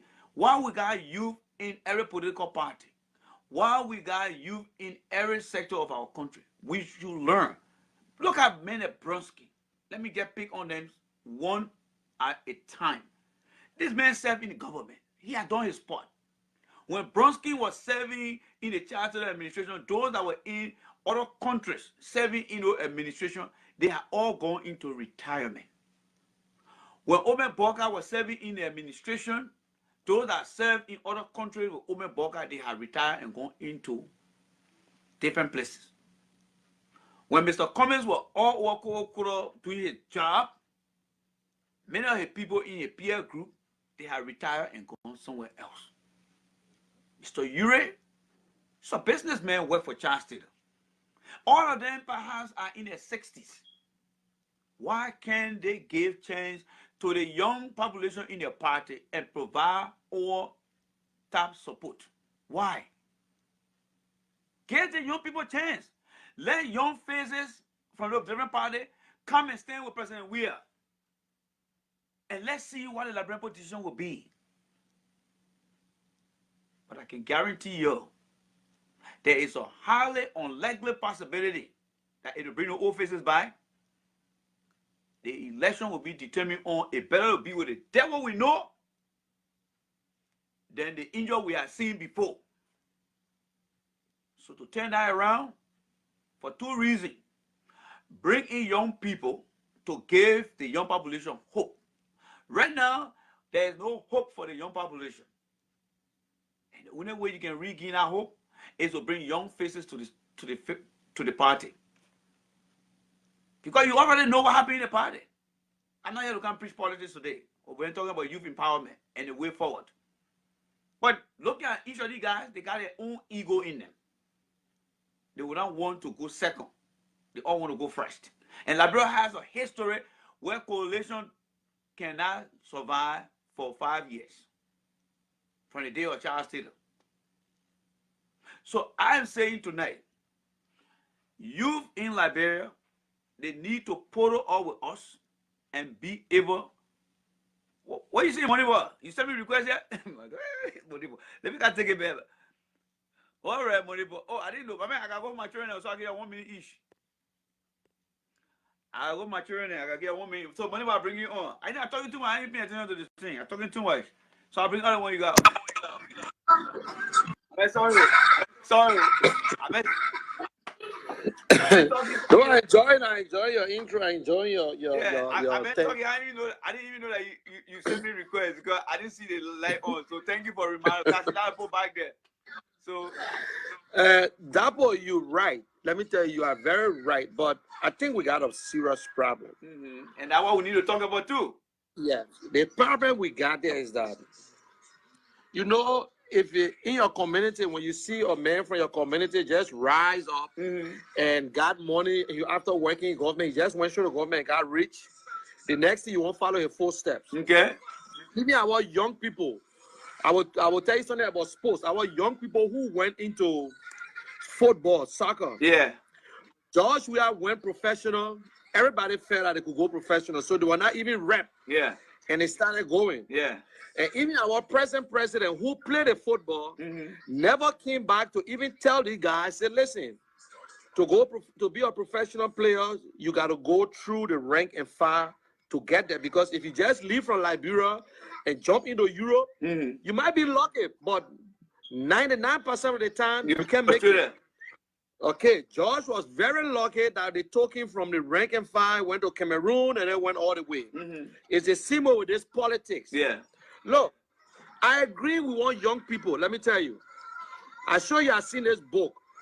If anybody who can serve 10,000 hours on a job, you're a professional. And what we lack in Liberia, we're lacking professionals. We do not have the professionals because you know why? We think that the professionals are very old. Now, you see when it comes to politics on election, nobody can retire. The only thing I can retire from politics, maybe your health. Are you speaking to that retirement on a general platform, or you just limiting it to? No, you can retire from other jobs, but when it comes to politics, because I heard you talking about Bromsky, I'm not a fan of Bromsky. But yeah, my point. Any politician as a whole. Here's my point here. Okay. Right? Here's my point here. We got Bill Clinton today. We Yeah. got Obama today. According to the American political system. Yeah. People are not going to put a guy in any kind of position, and they themselves will not set up for any other position because it's a system that already been set up. Howard Dean was one time or Senator Barrett. John Kerry or one time. I mean, Howard Dean contested. Now you mean Senator Barrett, yeah. Okay, John Kerry went against George Bush, he lost. These tenors are things that give opportunity to other people. So I know you want to talk about Bronsky with these people, but we got our generation, my man. Look at yourself, my man. I agree. All right. I'll get in there. I agree. You see, in Liberia, who you were blaming, our own people, they want to go after someone who got the cash. Is that the right way? Who got the cash? Is that the right way? No. Okay. No, I'm talking about the voters now. Listen, I'm talking about the voters. That's what I'm saying. The question goes. But which is wrong. Okay. Now, let you hear you in America. You left from Liberia. You came to acquire everything. you came to make life. Now you want to go home. You got home. Some of your friends or family people can say, listen, man, we want you to represent us. You say, okay. Now what it's depending on is that you got the bulk of the cash, no matter what. All they want to do to vote for you, but everybody looking at you, that the man who got the money. Whether you can give them the good ideas, you can put it on the floor. If you don't have that money to move around, the man who got money go against you, he will beat you. You just said 65% of the youth, and you know that the youth that they don't want doing the voting. Yes. They want making a decision. Yes. Now, and they're making a decision, but they want not every in that 65%. I would say maybe you get about 20% who at least they can think they're going to school. Yeah. The rest are the ones who just in the street hustling. What you give them is what they follow. If you tell a man, go and vote for me and bring a picture, I will give you $5, he will do it. So hold on there. Time out. That's why we're here. How can we face that mindset now? What can we do to face that mindset? That's what we're doing now. We got to continue to talk to them. Thank you. We got to continue to go into the community to conscientize our people. Thank you. But gradually, it's not going to happen overnight. Exactly. Gradually, they will understand. Yes. They will understand everything, and how it will be wiping away little by little. You see the election we held in 2005, the election 2011. When you look at it, there were little differences in it. And this going election that George won.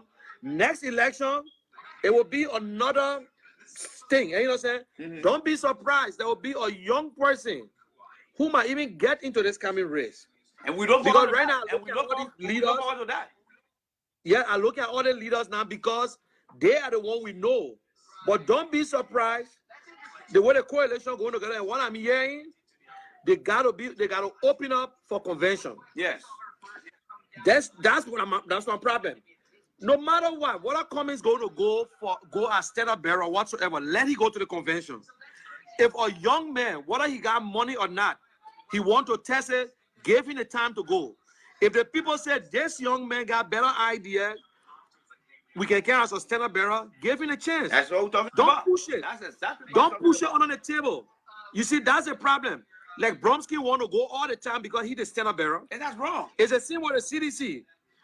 That's why today I tell you, and why he maybe got a problem with George because he told George you got to give up chair at the time they lost the 2 elections. Why he said, and Toba, okay, say, man, I think you need to give chair to people got pissed off. People got pissed off about it. But it's always, now you look at ANC. Who got the money ANC? They're looking at Cummings. Even if you want to go against Cummings in the primary, you will get my judge and people say, my man, we're not carrying you the way you broke. We're not carrying. You kill him right there. Because it's one of the things like telling you. So then what do you think Cummings should be saying two-way when those things are going on? What should be the role of Cummings now? Yes. Cummings need to let people to understand it's not the money. It's not about the money. If this man is better than me, carry him. But I'll tell you that not everybody can say it. Not everybody got that wisdom. Some people just put them, look, some people don't want to even settle for, I put something on the internet, I say, why Cummings cannot contest the senatorial position? Everybody got pissed off. And then I made a comment, I said, listen, working in a corporation and to control a government are two different things. It's not the same. Yep. Corporation, you want to do everything to make profit. You don't give a damn. When you pass the law, you pass the law. But in government, they got 3 branches. One little statement you made might kill a lot of people. Yes. Or might help them. So when you get into, when you start from even a local organization, when you work your way up, you understand how people live and how they understand things. And leadership, not everybody, your education do not make you to be a leader. Nope. You can get the best degree. Nope. Still, leadership is something unique, and some people are born with it. Yes, I understand they can train to be a good leader, but you got to be an exceptional person who want to listen, who want to learn. Yes. But some people are just gifted. You know what I'm saying? Why you say, but when this boy don't even have a master, you don't have a BSc, but look at all the people working with him. They got PhD, they got this boy. If you open your mouth, everybody listen. Yes. That is leadership. You know what I'm saying? So, but we need to talk to our people. We need to conscientize them. Yeah. Don't just look at the president. We need to even look at the community, our community leaders, because that's where the corruption starts from. Right in the community themselves, they stay not faithful. Now, for us, you hear some guys criticizing government. They ain't got nothing in the way. They're walking around. By the time they call them and give them one job, the next thing, their tone change. They're different. So for Liberians, I don't know where we're from. Let me tell you, sometimes I sit down, I don't want to come on Facebook. I wonder, I say, is that because the history of Liberia where when they collected the other slaves, because the slaves came from different places, and they just dropped them in Liberia. So you cannot find 40% or 50% Liberian with the same ideas. We are very good individually, we're doing good. Yeah. But put us together and see whether we can agree. If it's not me, it shouldn't be you. Yeah. You know, that is why today, George, we are president. Because the people we're depending on could not even go in a room and come up with a leader. It happened in Charles Taylor time. They were putting a coalition together to go against Charles Taylor. Charles Taylor was so afraid. I will tell you the real truth. Charles Taylor was afraid. But when they went to that coalition, some of them because of money, some of them because of power, greed, they broke away. And in real life, even George we are today, if they go against George we are with what the things say, with 14 parties, 16 parties, 20 parties, he's going to win again. He's going to win. And you are because by the time you go to that second round, record for that tonight. You on record for that. Yes. By the time you get into the second round, then you know what Liberian man talking about now? What in there for me? Although I was against you and I'm the leader, I said, what in there for me? Okay, my man, I'll get you this. Okay, I will support you. You see? Is that right? But yeah, we don't respect. Look, and one of the things, we do not respect each other. My man, if you're an engineer, I should respect you for what you do. Yeah. If this man a sweeper, I should respect that man for the job, because that man bringing food to his table. You know, some of us now who doing certain jobs in America that in Liberia, you couldn't have done it. So, Money, let me ask you. You struck up good point here in between all your stuff. But I underscore one. So now that people get in mind that we might go for a second round. Are you telling us that if the election ever go to the second round because of a third party in our race, so you said one person will emerge or will appear. So are you telling us that if we ever go to the second round, all these guys you see around here call themselves politicians, they're going to go to the leader and say, what is that for me? And they're going to compromise the party interest? Yes. No, the politician themselves, the leader, he might say, listen, I'm not supporting you. But your supporters, are they going to follow you? Are they going to follow you? Because the man, let's say, okay, let's put it instead of CDC. Right now, CDC is raising, when I say raising money, they got money to run for the next election. Yeah. Now, they can go into the second round and say, okay, you see that community over there? We know we're not too good in it. That leader in our community say he's not supporting us, but we'll go in there, we carry bag of rice in that place. By the time you give it to the guy, they're going to vote for it. My man, I saw the thing with my own eyes.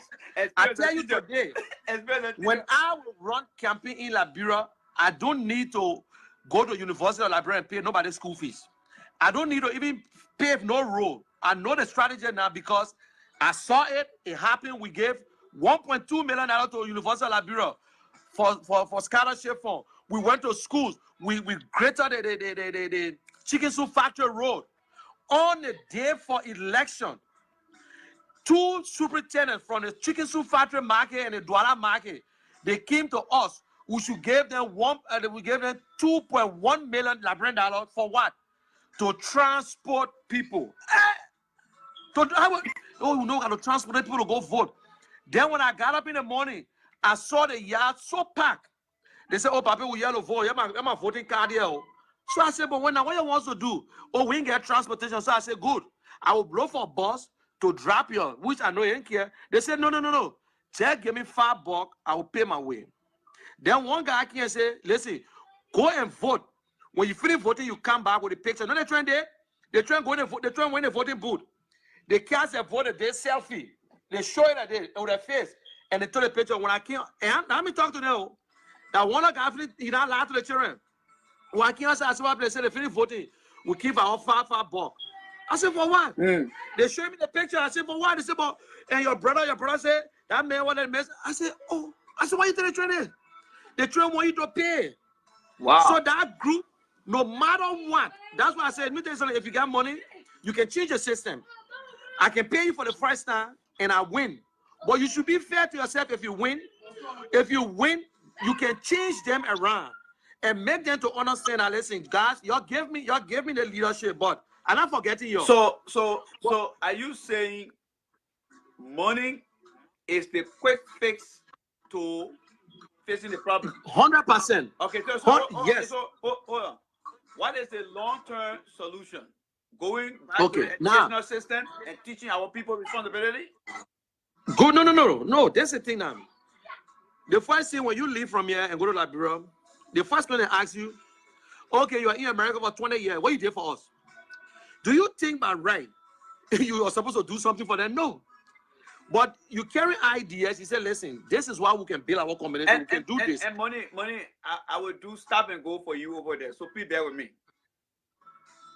The question about you were in America, what have you done for us? Where did that idea came from? Who introduced that idea? Let me tell you, who introduced the idea? You see the politicians that the one who in Liberia, who been there for so long, who already solid on the ground, but they travel to now. They're telling the people, you see that man over there? That man, Jack Camille, that for election business, right after the election, that man going back. That had a person the people mind. Now, and let me tell you, there's a guy in Nuku Town. And then what would make them to ask that question? Because number one, you told the man coming for this. So then, how did that part got into their mind to say, what have you done for us? How did you come into that picture now? Okay, now, the best way to solve that whole problem, because you see, it's like I'm coming to you for the first time. That's my responsibility to make sure that you trust me. I'm just meeting you. Now, I will come and talk to you for the first time. By the time I leave, the man who's on the ground say, listen, don't listen to him. I'm supposed to come back to you again for the second time. Because if I talk to you one time, if I speak with you one time and walk out, that's now I don't do. And don't show up, you say, but that man, I true, the man just lied to me. But I will make sure I come back again and say, my brother, I'm staying around here. We eating the same driver together. If I leave, the man who are running against, who be in that place will come by. He said, don't mind him. That man, he's a criminal from America. When you go again, you see the man coming by. He said, but how can they say that man, he's not coming by? The man continue to show interest in us. And to be frank, they are easy to convince. I went in our home mosque, they are very easy to convince, but it's up to you. You cannot visit them one time. You got to go 2, 3, 4. Let them gain that confidence. What I want to get from you here, and you just brushing around it, is you said earlier, not earlier, but a few minutes ago, that they will ask you, what did you bring for us, or what have you done for us? Where that question coming from? I mean, where it coming from when they say, what have you done for us? How is it coming into the picture? Do you know how, the way you're saying it, that's not how the people in Liberia think about it. Because some guys left from here 2005.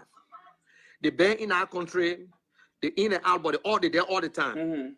Some of them, they never had nothing. Some of them were lucky to become representative.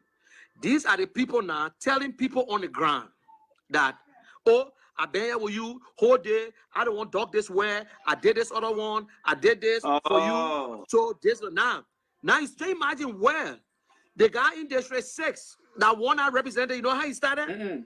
He went there, he had a foundation, a charity foundation from a church. And to be frank with you, when that guy started, some people who really got a sense said, this guy looking for something. And for true, he built hospital and little clinic. He dug well all over the place. He all in a different group. When this election came, when he knew that Edwin Snow never had nothing strong, he decided to get in the race. And when he got in the race, it was a free thing for him. Everywhere you go, he say, oh, that man, I beg you, that man get a clinic down the road. But that guy opened a little foundation, getting money from America, and that was most of the guy now. It's bad. Why you think Cummings had to go? Because a lot of people never knew Cummings. Cummings' problem was not a lot of people never knew. So Cummings had no option but to spend money, go place to place, help with schools, just to know you. So, my man, it's bad. It is bad. So, I'm getting your picture, and you paint a very good picture here.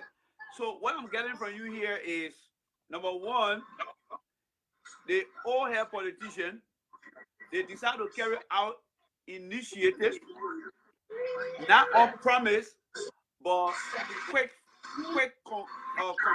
convincing initiative.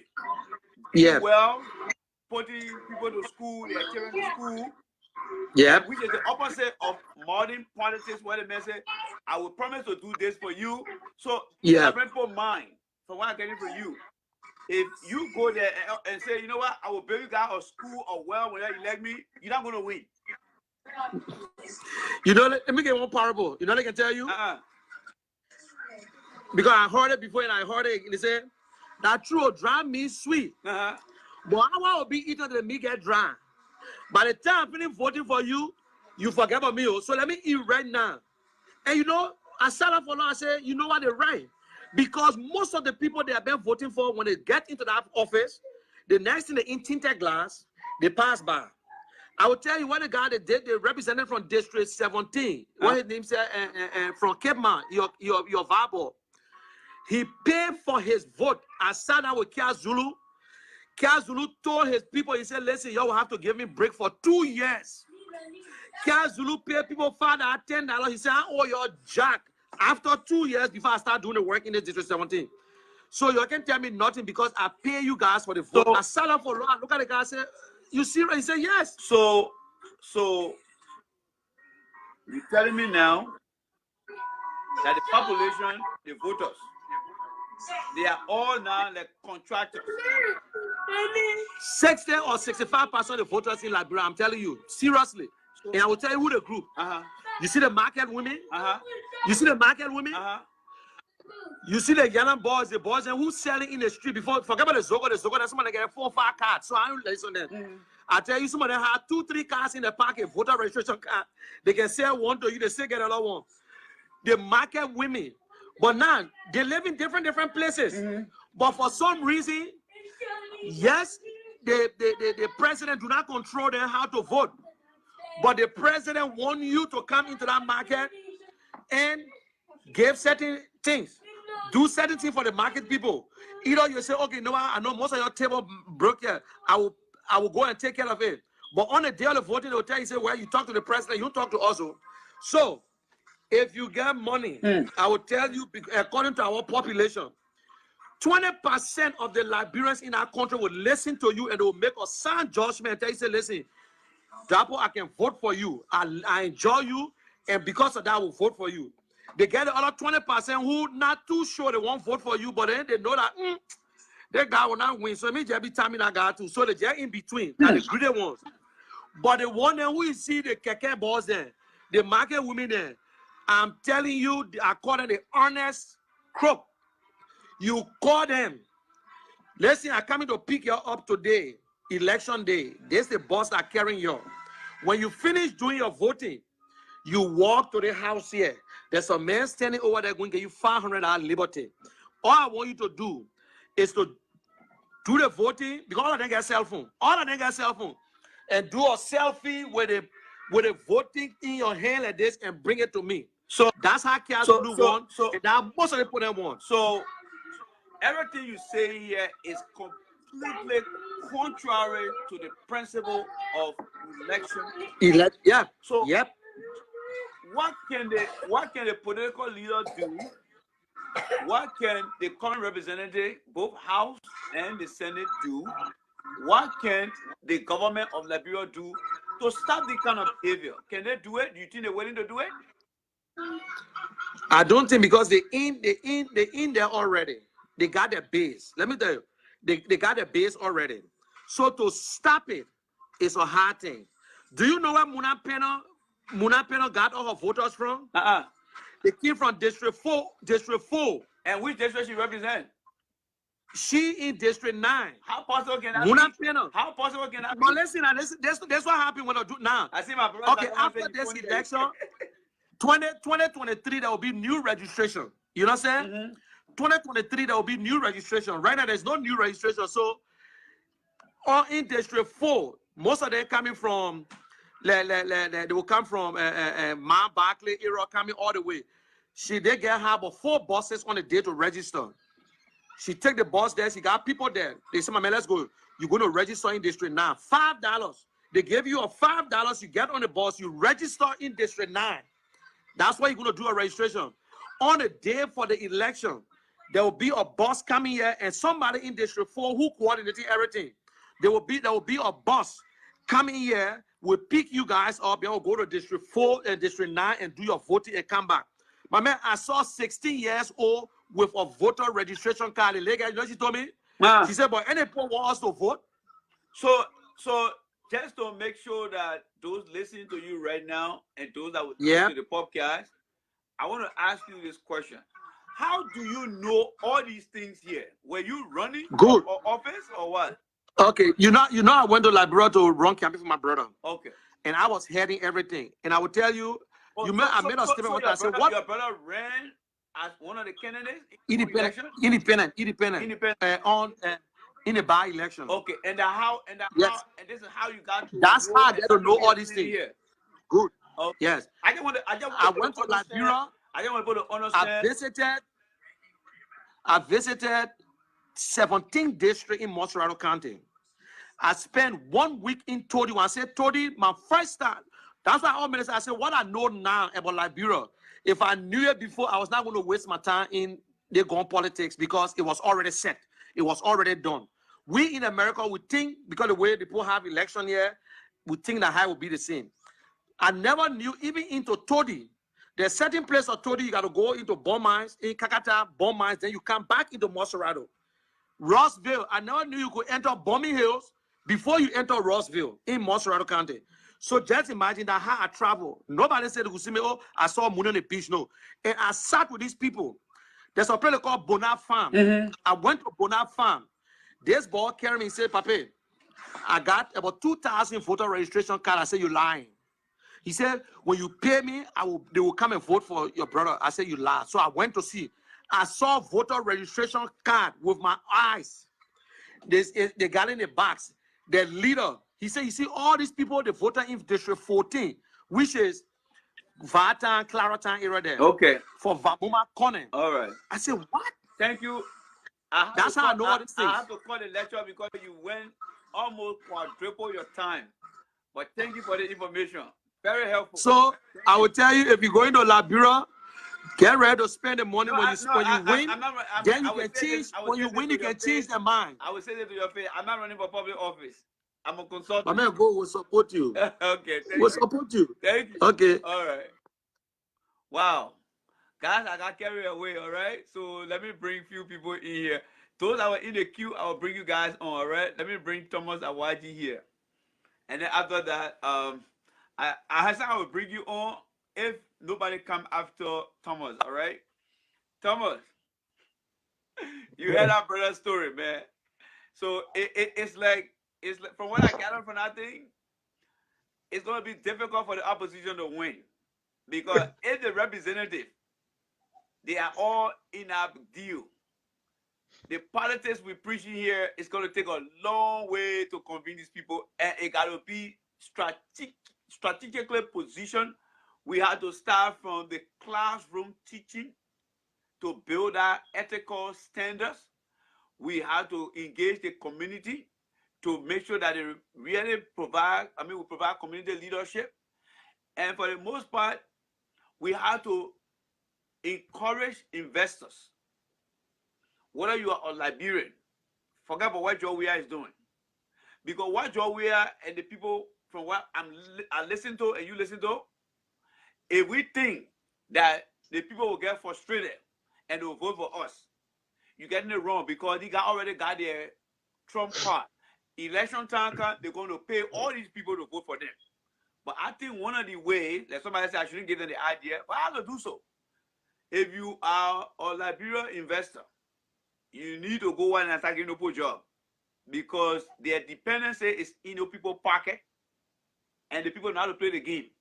They give you $5, take a picture, that you voted for me, you come back, you get $500. If I get that kind of opportunity as a destitute person, I will want to quadruple that idea. So to counterbalance that, your need, your opposition, Ure, Cummings, your need to start going to the 15 counties, opening community center, providing,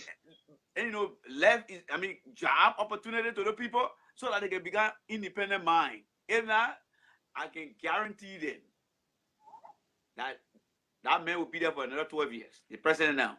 Have your say, my brother. But I told you this. I told you this a long time ago. Every time we talk, I tell you this thing a long time. Liberians are visual people. The people want to see what you are doing for them immediately. You can go, you can give those people t-shirts, you can feed them, you can give them $5. When it comes down to it, those people are on a whole different level when it comes to voting. Because you're not presenting issues. You are not presenting issues to those people. Those people are not about bread and butter issues. The Liberian people, they're about immediate. So are you telling me that they vote for money is not the new norms in our society? Even though we pretend to have democracy. It must be. It's not a democracy that is definition by politicians making a case. In Liberia, it's definition by people giving you quick money so that you can vote for them. Had that process become a norm in our society now? It must be a norm because that's what's going on. So how do we fix that now? How do we fix that? Like we always talk about. Like we always talk about. Like I told you, the people in Liberia today, there is no loyalty. There's no loyalty to country. It's loyalty to the individual. There is no loyalty to the country. If you want to win the hearts, if any election, if you want to win the hearts and the minds of the people, you have to go into the communities. Like I said, any opposition now, if you don't go into the communities, I don't know, there's 16, 15 counties or whatever. You got to go into those 15 counties. You got to set up something like a community center type of thing. And you have to start catering to the needs of the people in those communities. That's how you win the hearts and the minds of the people in those communities. But if you think you wait until election time and give somebody $5 or give somebody a t-shirt, you're wasting your time. You're wasting your time. It's too late. So that means the current government official, they already know the blueprint to maintaining their job. Yeah. Yes. Yes. They know that when the time comes, they can go in those communities, they can give those people a bag of rice, they can give those people a gallon of oil, and they know that those people will vote for them.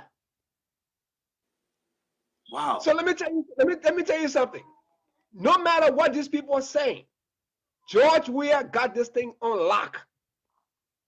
He's got this thing on lock. And it is based on the discretion of what money the previous caller before you, based on his experience interacting with the people.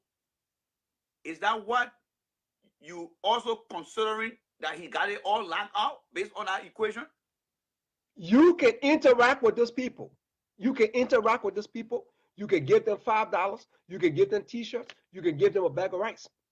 But when it comes election time, people say, "But what did man did for me all this time?" Okay? When it comes election time, that man gave me a bag of rice 6 months ago. That man gave me a bag of rice 6 months ago. It said the community impact that influenced their decision, or it said the personal money in their pocket that influence their decision. I'm trying to understand which way that really get the higher weight. The community impact it well, or the direct money into their hands that go into their pocket. Which one influences the election? It's not about community impact. It's not about the total community. It's about individual. If you got 1,000 people in a community, but if you can, out of the 1,000 people, if you go give 500 people $5, you can give 500 people t-shirts, you can give 500 people a bag of rice. The people say this man is not impacting my community. This man is impacting me. He's impacting me personally. But the impact is not sustainable. The impact is a short term that's going to affect the future. Exactly. It's short term. If I can get $10 in my pocket right now, I'd rather get that $10 in my pocket right now and don't think about next month. So the population of Liberia right now, the population of Liberia right now is about 4.7 something. So that means if I'm going to use myself, all right. So that means if I want to go to Liberia to run, and we got a population of 4 million people, let's just assume that value. I mean that number. That means that I have to carry about 8 million to Liberia, because if the current administration, the other officials are running, if they are giving $20, I should be able to get $40 for me to win the election. Because according to money, you got to double how much they're giving. So if I hear they say, oh, the government official giving you $10, okay, but then I'm going to give you 20. Right. Is that how I can win the election if I carry such a heavy money like that?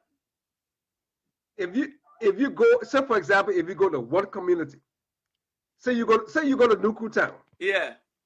How many people in Nuku Town? I don't know the population of Nuku Town. Let's just put a fake value on it. Let's say about maybe 25 or 30,000 people. Right. Out of those 30,000 people in Nuku Town community alone, you think those people are going to come and vote for you because you're giving them free T-shirt, because you're giving them $5, because you're giving them a bag of rice? They will not vote for you, because the people just want what they can get from you at that moment. So are politicians undermining the opportunity to create jobs in order to independent the people's mind? Do they know that, oh, we cannot provide job opportunity because that would be the eye opener for them to now vote for us? So therefore, we will squeeze the opportunity for job opportunity so that they can become slave to us continuously, where we can give them money. Do you think our politicians and our officials think that way, Thomas? The politicians in Liberia don't think long term. They don't think long term. They think on that immediate vote. They don't think long term. Wow. What politicians? Like I said, for example, the mayor of my city in Atlanta here, the mayor of my city have gone to Japan. The mayor of my city have gone to South Korea. They've gone to China to bring investments just into the city of Atlanta. I'm not talking about the whole country of the United States, just the city of Atlanta. If you look at Jefferson Koji, the city mayor in Monrovia, when was the last time Jefferson Koji traveled to the United States, to any city in the United States, to see what kind of business that he can lobby and generate to come to Monrovia?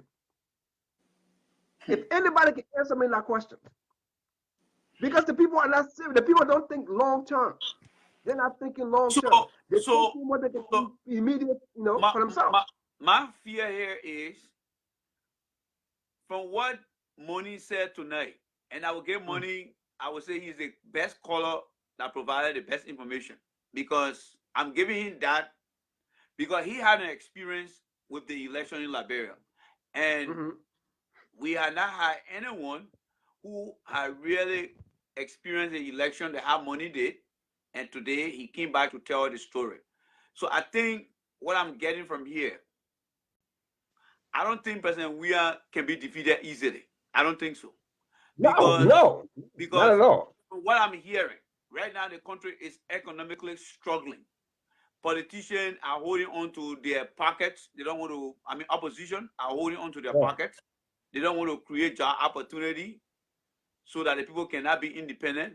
And I think they're taking advantage of that. Number two, the people are already adapted to the system that every election that comes, we'll go and get our own.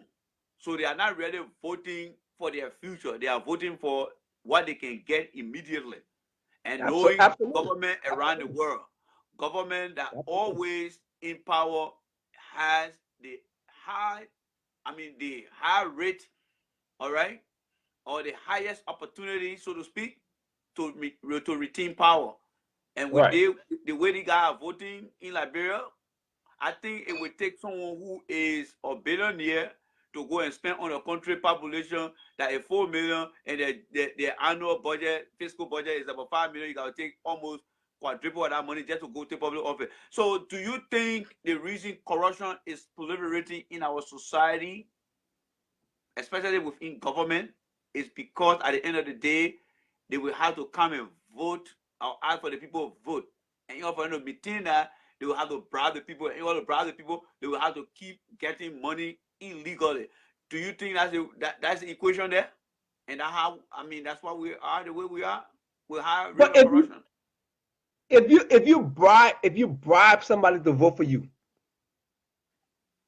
without giving that person a vision, without giving that person a long-term goal, what am I going to do for you 5 years from now? What am I going to do for you 10 years from now? If I come and give you $5 to vote for me tomorrow, and then tomorrow come you vote for me, what am I getting out of it as a voter? We got a long way to go, Tom. If you cannot tell me what I'm going to benefit from 5-10 years from now. So when I used to tell people on my show that I would take the next 60 years for Liberia to become a better country, I mean, can I still stick to my gun on that? Based on what I'm hearing now from you and money?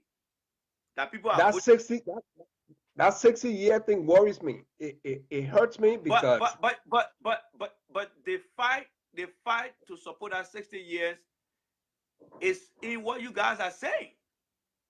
So that means even if you went down there, let's say, take for example, DJ Blue, the men who are talking about building Liberia, the men who are talking about building community centers, he made all the promises, right? He didn't do it immediately to like you said, Liberian voters believe in virtual factory. They should see things and they get convinced. But he made all the promises, and in the end, he lost. And I think from what I'm hearing from Money and you, our voters in Liberia, they don't believe in promises. See me now, and I'll vote for you now. Or else, next. Right. So, let me thank you, Tom. I'm running out of time. You know my deal now. Okay, man. Thank you. I'm following. Thank you. All right. Okay, guys. I have to take the last quarter so I can call you a day. Let me see. Hassan, you are very, very blessed. Let me bring you back on. And then after that, I will bring Armstrong. If you want to come on, let me know. Armstrong, if you want to come on. All right. Hey, my brother. You start to differ. So what you got? Where you got? How are you, my brother? Border. What you got? Huh? You hear me? Yeah. You coming in crash, but you coming in. I think we improve over time. Go ahead.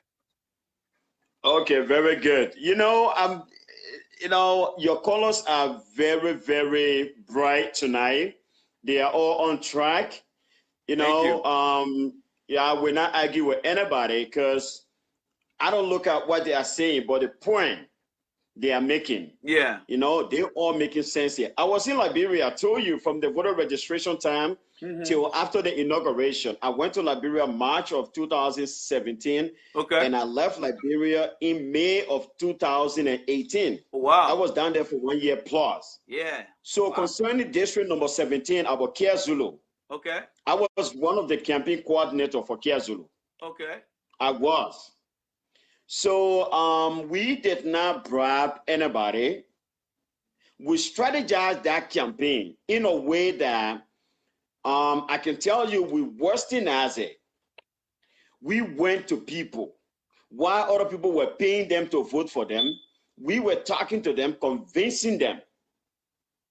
We targeted tribes, religious group. You see, KwaZulu completed a mosque in district number 17.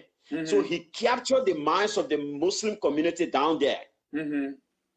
So I was campaigning down there with them in Madingo. So I was able to capture the Madingo voters. You understand what I mean? Yeah. So he have, I see my sister. I see my sister Yasini here, and I want to recognize her. I know sometimes we differ on issue, but I must commend her for coming on the show tonight. So I want to just make that recommendation. Sorry for the interruption. No problem, no problem. Just tell Sister Yasini that I love her. I love her so much, you know. Yeah, so, you know, like we were in district number 17. So that's what we did. You understand what I mean? Yeah. We went to people, and then we talked to them. We convinced them. We were always into them. So you understand what I mean? So Hassan, I think because Money brother ran against your brother in that race, right? Kezulu? Yeah. The guy that was here. I don't know who. Money yeah, but what is his brother name? Money, if you listen, can you state your brother name? I will pick it up, and I think Hassan will pick it up because I don't know which district Money, but do you remember the guy who? I was in district number 17. Okay, so the brother who were explaining about the entire voter process, in the going election, yes, I can tell you in Liberia, I know people that bought voter registration from people in district number 17. That was not Kezulu. I know people that bought voter registration card from people in district number 16. How many candidates ran in our place? How many candidates do you remember? I believe it was, you know, that will tell you how crazy it is. They have 14 candidates down there. 14. 14 candidates? They have 14 candidates in district number 17. My brother, let me tell you today, my brother, if you're going to Liberia to go campaign, run for any office, let me know. To God in heaven, I don't need money from you. I have no interest. Yeah, I know. But anybody in America here, if you can be brave to call me, say, Hassano, I'm going. I don't need money from you. I can pay my way down there, and I will work with you. I know Liberian people. Never be sincere in the Liberian election. Never be sincere. You know what you just said. You know what you just said. Somebody told Robert Sedi that when Robert Sedi ran, President Weah. And Robert said he said, in fact, not somebody, but he said that on radio LRB in America here. When he was interviewed by Max Mixer, he said people told him that he should be very insincere and not sincere. And Robert said on radio LRB, and I think Max still has that recording, that I have to be sincere. So are you saying? Oh, no, he's not yet ready. If you want to be sincere in Liberian politics, you are not yet ready. Wow. You are not yet ready. And because trust me. You saying that will all filter tonight. You saying that will all I was there. Your words. I was there. I know people that we gave money to. People came to us. People came to Kezulu. And not easy on us. We need this, we need this. We gave them money in my presence. And then after a few days, the same people were campaigning against the same Kezulu. I was there. Damn. That's what I'm talking about. If you live from America today, you go to Liberia, you are a very clear-minded person. You want to tell the people what they need. You want to make sure you give them what they want. And they will say, but I'm hearing that book will eat here. So they will not go for you. So let me ask you this. All the talk show that we carry out on Facebook, you think they can listen to you? You think they can listen to you? Well, wow. My brother, you know, that's what I told people saying. When you think that our talk show, just imagine, Liberia, we have 4.5 million people. How many people in Liberia and in the diaspora have access to internet? It's less than 5%. It's less than 5%. Wow.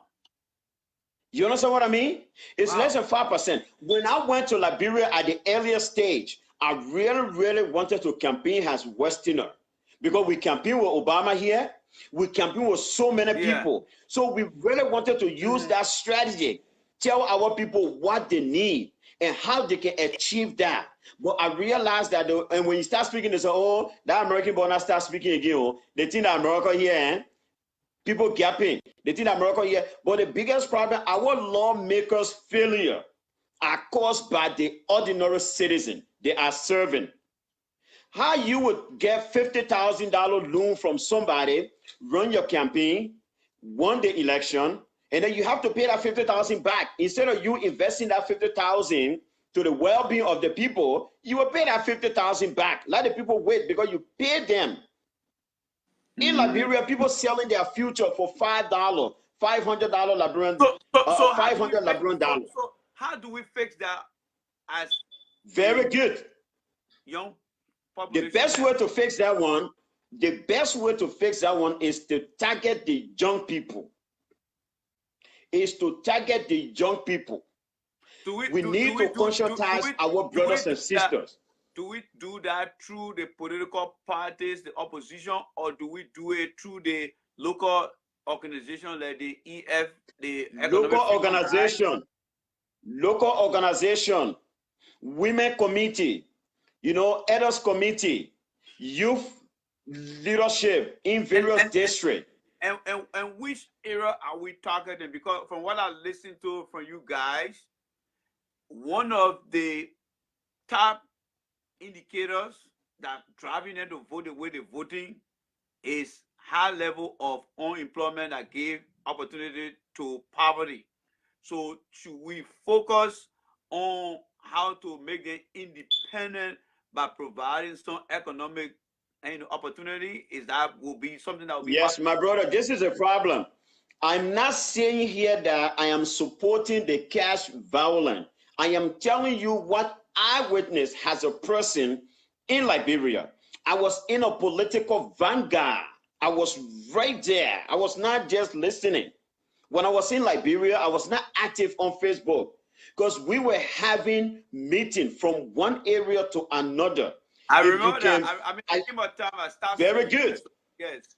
Absolutely. So we were down there to go in heaven.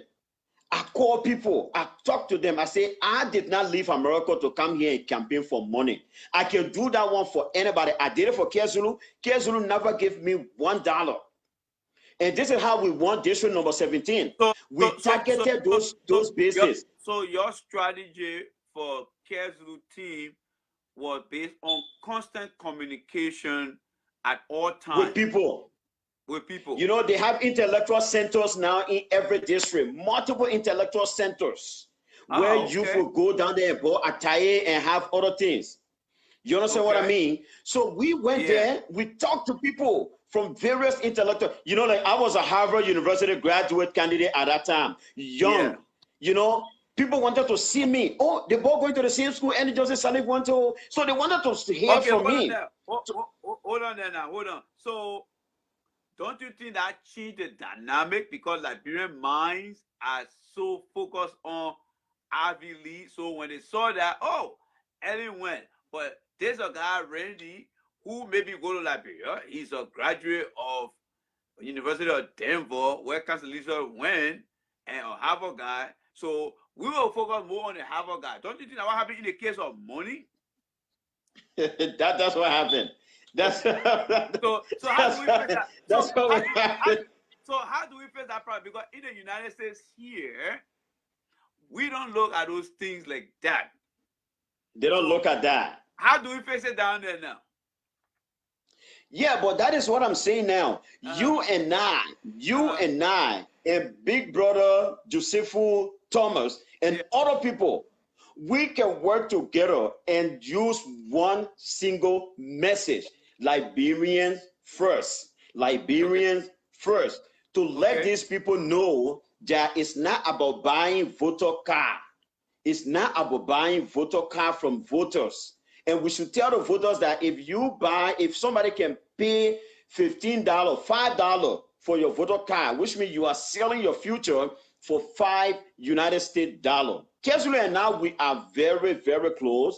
And we did not give money to individuals. We were just going to those intellectual centers. And then make sure we talk to the young people. But those who are part of the campaign team, I will take my measurement on the American standard, because you and I here, and try to see how you integrated that idea into Liberia.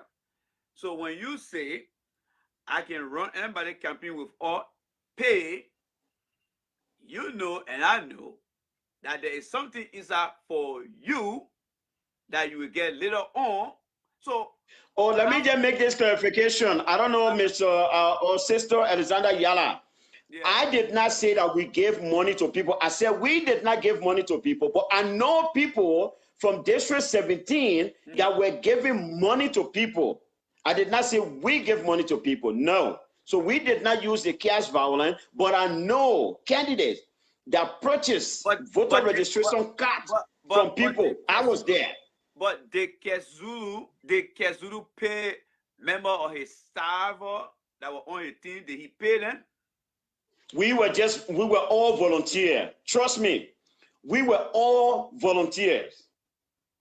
This is what Kezulu did, right? This is what Kezulu did. Kezulu reached out I want you to tell, did Kezulu live in America? Kezulu went to Harvard Kennedy School. Okay. now you see, yeah. That's exactly what I wanted to get. Yeah, he went to Harvard Kennedy School. That is the problem that is in Liberia. So you and Kezulu are also part of the problem because you went with that Harvard thing. Professor, you made us. Professor, you made us. Hold on. You see, so I trying to untangle the whole thing now. Liberians, many of them have not lived in America. They don't know that there are millions of institutions here, but Harvard, Yale, and other schools have been broadcast to Liberia so many times. So when they see you, they put you on a different platform than when they see your guy, even from MIT, one of the top universities. They will take the Harvard guy or MIT because Harvard is because they are not familiar with MIT. Exactly. So in that case, you and Kezulu, I can say this, and you got to be honest with me, that the reason, according to you, didn't spend that much money because they see you guys as Harvard graduates and educated from Harvard. So you were on that silver, or I would say that platinum campaign speed as compared to my boy money. So let's take the Howard factor from inside and never announce it. How you think the election would have been if he had not said from Harvard? How you think it would have been? Let's just speak this thing from the hypothetical. You know the problem here, let me be honest with you. He was serving as the Republic of Liberia from the World Bank. You know what I mean? So he was the most candidate at that moment. You know, how to call this? There was something. You coming in broken? Yeah, you coming broken. Yeah, there was something that came out with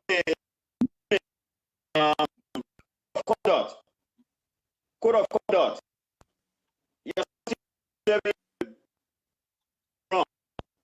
you need Zulu. So the point here now, Zulu open were campaigning for him. His opponent, opposition campaigning for Zulu. The way you're talking, if other talk show hosts start talking about you, they will give you first. People want to hear from you. People want to see you. Zulu ran his campaign. He did not respond to anybody. Whatsoever false allegation, he let. Okay, all right. Asan, you're breaking up. Asan, you're breaking up. You're breaking up. Yeah, you're breaking up. Yeah, man. You're breaking up. Let me see how many people in the queue here. All right. Let me bring Armstrong and then I will take most of the lies. Let me bring Armstrong, I'll take most of the lies. Kezulu, the people beating you here, they are saying that you are not being honest. And I hope my challenge to you here, Hassan, you and Kezulu, you guys from Massachusetts, Harvard, I want you to bring Kezulu on the show so that we can have that discussion. Till then, I still hold my view that what Money said is true. So Hassan, I want you to bring Kezulu on the show. Let me ask Kezulu some of the Harvard questions when it comes to politics. So Hassan, I want to see that yes that you promised us to bring Kezulu here. Please, I want to speak to Representative Kezulu because I don't think 9 out of the 10 of the people here will agree that Kezulu did not pay into that political system. All right? I want for Kezulu to come in here. Everybody's saying that Kezulu paid into that system. So I want you to disprove that. Armstrong, are you there?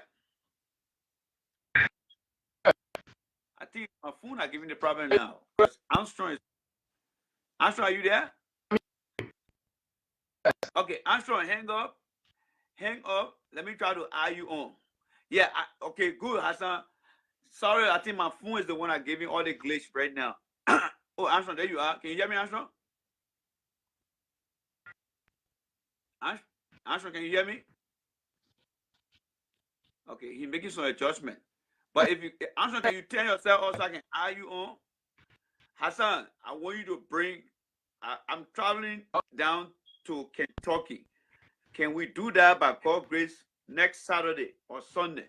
I want you to promise me that. So you get a week to talk to Kezulu. I want you to bring Kezulu here, representing Kezulu, so we can talk. Armstrong, if you're there, can you hang up? Because I need to eye you on. All right? Because if I click you off right now, it will create a problem for me to ask somebody else. So if you listen to me, Armstrong, turn yourself off and I will eye you on. Because right now you're coming to spend money doing the campaign, but we did not buy single vote. Okay, as I understand that. I understand that. But I want you to bring Representative Kezulu here, please. I understand that. I want you to bring Representative. I want for you to bring the representative here, please. All right, let me bring Armstrong on, and then for that I'll bring Moses. Moses will take her home today, because I will pick up the case. So Hassan, if you listen, there you go. You look. Hello, can you hear me now? Yeah, you're clear. All right. Do you believe what Hassan said that he didn't pay into the system for voting? Do you believe that? Randy, you remember I told you that I want to run for the presidency in Liberia, but it would take me 10 years to prepare myself. Correct. Because I understand the system. Maybe you take it 10 years because you're from Louisiana State University, so you're going to take it 10 No, because I understand the system. All right. What I'm doing now, since 1992, since 92, I started working on this. Okay. Right now, working with the students, I want to make sure we have program in all schools in Liberia, in all 15 counties, to educate the students. Okay. That's what I'm doing right now. You're taking a fundamental reverse attitude to change the mindset that everyone has spoken about, right? Okay. Fine. Okay. And also, I'm working with the farmers in the villages. I want to make sure I work with all farmers in all villages in all 15 counties to make sure they can produce their own food. Okay, good. I'm trying to supply free solar light to the people in the villages. Okay. Trying to give them the help they need. Okay. So that tomorrow, when I come before them, I can show them, look, I did this for you. Okay. I'm here not because of what your other politicians are doing, but I want to help you. I want to open your eyes. These people, the same system they are using to mess up the people, to steal from the people, it's the same system I'm going to use to defeat what they are doing. So you carry on a reverse engineering approach to that thing from the engineering. I'm speaking. That's it. Yeah, okay. That's it. And that's why I told you, I said it will take me 10 years because I have to make sure that we have the program in all schools in Liberia. Okay. Okay. You see? Okay. My brother, those guys, they know what they are doing. That's why they don't care, because they know that when it comes to election, they just need to give the people some rice and few dollars. That's all. Yeah, I think. So I think money really spilled the bean today, and I must commend you for that. So all the talking we are doing is for nothing. Yes. And I understood the system long ago. So I said, you know what? Instead of people talking on social media, I will take the other approach. I will go directly to the people and start helping them. True. So that's what I'm doing. That's why I told you it would take me 10 years to make sure I enter all 15 counties, all schools in Liberia, educate the youth that are coming up, because they will be voting in 2 to 3 years from now. They'll be qualified to vote. That's what I'm doing. I'm trying to get to them. Thank you. That's the only way. Yeah. Sorry for interrupting you. I'm running out of time. All right. I know. It's 10 o'clock here. I have to go. I mean, it's 9 o'clock. I have to go pick up the kids. All right. That's all I want to say, my brother. That's all I want to say. Message going through. Thank you. Let me bring in Moses. All right. Let me bring in Moses quickly here because I'm running out of time. Asa, I can bring you back here again. Asa, I can. Asa, what I want you to do for me, Asa, I want you to bring Representative Kesuru here. So by the American standard, we all can create him. So please, you owe me one, Asa. I want you to bring that man here. That man went to school here. Just been us here, including the professor here. This man, he's a strong man. Oh Lord, I can't ask the man where he's from again. I just got to guess. If I ask you, you're from.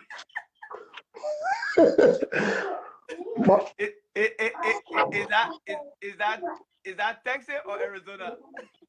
Arizona. Arizona. You know, my mind. I sure I said it. But anyway, welcome to the show, Chief, and thanks for your education that you provided over there. I mean, my boy is doing well over there too. So I want you to tell us tonight, all right? Because we discussed so many things, and by the way, you're going to take us home now. So you're the last guy here for the night. All right, now that I pick you to be the last, you keep me lucky at the last time. So don't say I will let you make it last. We have been talking about changing the mind of the youth. You listen to everyone. You are a very young guy. What can you do now to persuade your peers back home in order to now vote for what they can get? What are some of the strategies?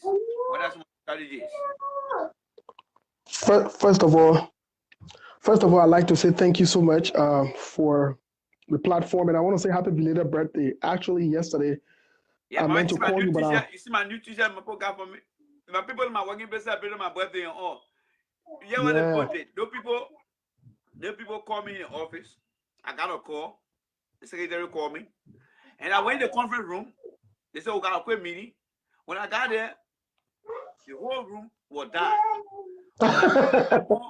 Happy birthday. I felt so embarrassed and I started to cry because I had not seen some family like that. But thank you so much for wishing me. I wanted to just share that story with you guys. There are some nice people here. They make you feel at home to work. So I just want to share you. But thank you too for that too. All right. Thank you. Yeah, just before I address your question, I'd like to recognize my good friend Hassan here, who was on not too long ago. I've known Hassan from we were in the same camp together back in Guinea. Yeah.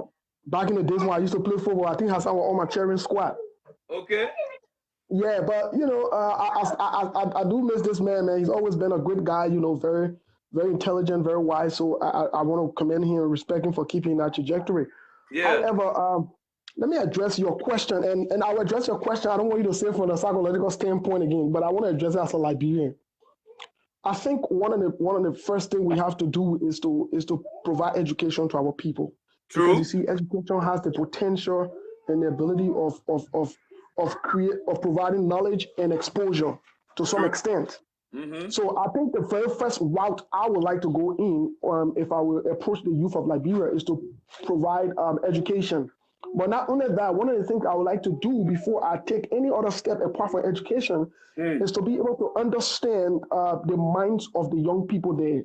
You know, because you see, I want to be afraid to just take the system that we have here and then we get there, it doesn't work because that's a different environment. But even Hassan said that too. Hassan said that he took our approach, but he got to push back. So exactly. So we based on the geographical location and the cultural difference as well, we do not want to use certain approach that we use here. Then you know what we do? It will create less interest from the people there. They will not want to get involved because they have seen some of these things. They have seen people come from here before, either manipulated them, misused them, and just got what they wanted. And so they will be a little skeptical and afraid. So I would like to do an assessment of the young people there, you know, based on what they need and what they want and how do they want to get this. And based on that, then I can draw a plan strategically to be able to see if their wants, needs are but let me ask you this quickly here because we have less time. With all the different talk shows, guys, that we see on Facebook, right? Because we in the diaspora, one of our major failures is the fact that we are not recognizing the challenges back home from a future perspective. We have been recognizing the challenges based on individual preference, and that's not going to help the country. Because from what Moni just said about voters getting paid The government has the advantage right now. The government has the advantage. So I agree. You think we can rather support with the different talk show people? And do you think it's going to be a done deal? Wait, Randy, if you can record me, one of my messages that I've stood on for this year, the end of last year up to this year, and I stand on it consistently, is unity. Because unity has the ability, first of all, we must first unite before we can decide on a strategy to imply. Yeah. We must first unite as people. We must. If we are going to change anything in Liberia, we must unite. And that is to say that we must coordinate our message. Our message should be one, because if the message keeps going and we are united in providing this message, I can assure you that as time goes by, the message will resonate and will be the new song in the town and people will have to dance with it.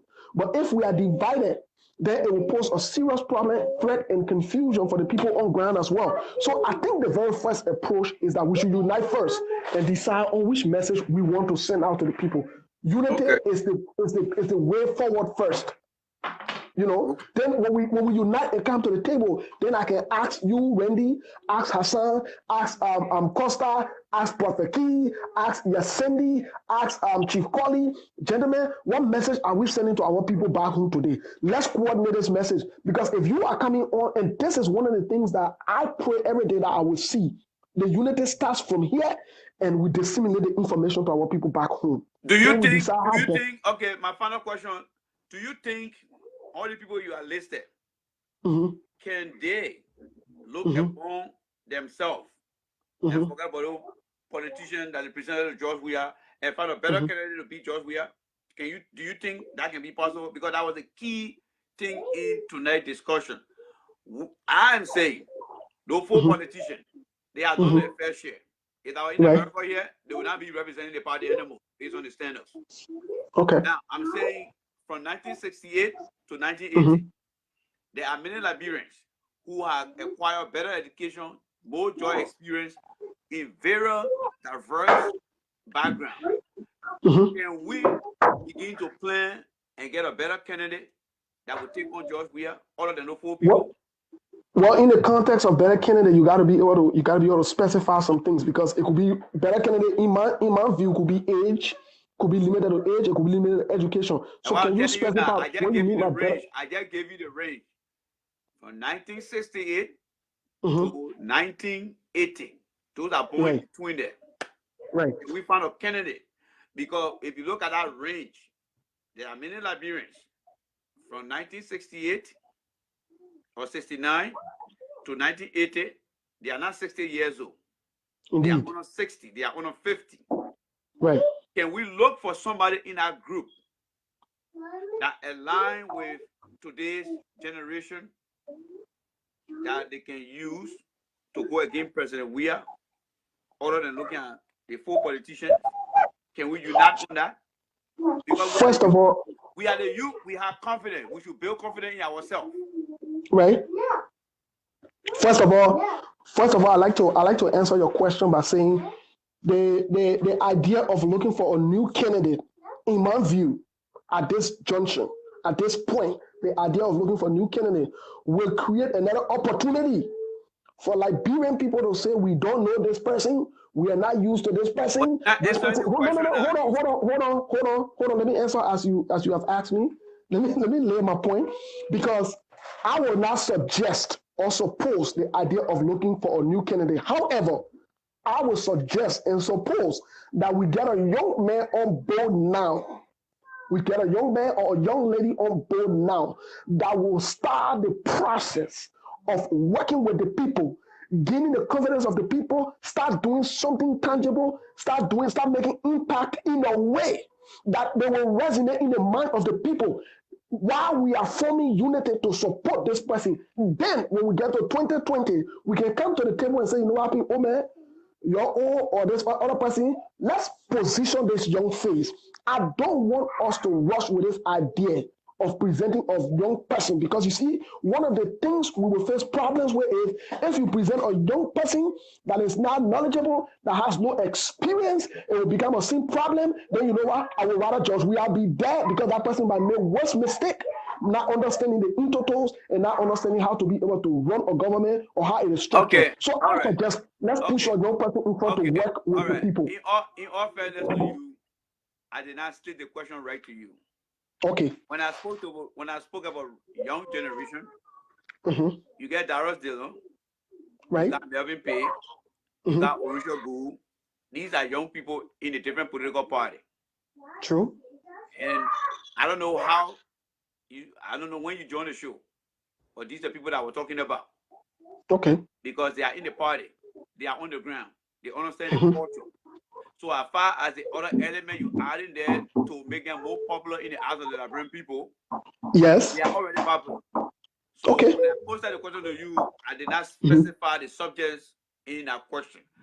But earlier when I was bringing those things out, it can be Darius Dillon, it can be Wilmer Page, it can be somebody else that is already into that generation that is in the political party. Can we together influence those guys?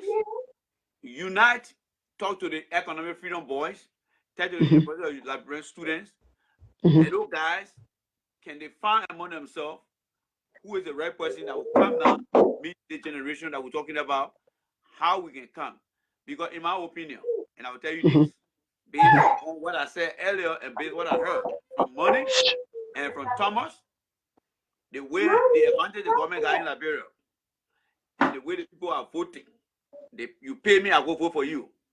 It's giving Joe we are an advantage already. And then number 3, no politician representing, you guys already know their scorecards. They know what they had done. So it's going to be a challenge for the opposition. But if they can bring in a young guy who will be able to stand before them, okay, the guys, somebody said, Gafwan, Ama Kone, and I mean, your man Ama Kone and Gafwan, they took they got on my radar, they got some approval. They need your guy. Come on, Rennie. You see, in unity we must all come together on a table to be able to have a common goal. I want to agree with the aspect of unity that you were speaking of. I want to agree 100%. However, I still don't want us to jump the gun to start making this about who can defeat Jowia, because this is not about Jowia. No. Hold on that. If you want to make perfect sense, you should start to establish the facts here. Those 4 people they presented over there, one of them will take on George Weah, and you know they will not win. Well, no, you can't say that. I can't say that. I can't say that. They will not win. They will not win. Let me learn what I was saying. Don't waste your time. They will not win. Let me learn on what I was saying. These people have done their part. There is no way the Liberian people want to vote for these people. They will not win. And now, I will question your sincerity to Liberian. You see men like Darius Dillon over there. You see men like Melvin Page. These are people in the party. And you telling me that, don't talk about that now. Then I will find you to be one of the insincere young men who don't understand the political culture of Liberia.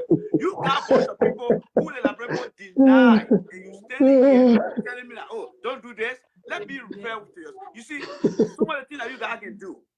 Let's say a minute you were in Liberia. you will say, this. The reason I'm saying this, these people have done their part. The Liberian people rejected them. The people, the generation is growing in age and immaturity. The Liberian people rejected George Weah twice. All right, Darius Dillon and the other young people. George Weah will run twice, but his age is different from it doesn't matter. Let's focus on the context of this conversation. Let's focus on the context of this conversation. These guys are getting old. But let's think here. Mr. Weah is in a position as an opposition. And you listen to what Money said. I don't know why you listen to Money. These guys are using money to influence the election. You say you want to plan. If you come to plan, and the man tell you, say, my man, election tomorrow, can you give me $25 to go vote for you? And you say, let's talk about it. No.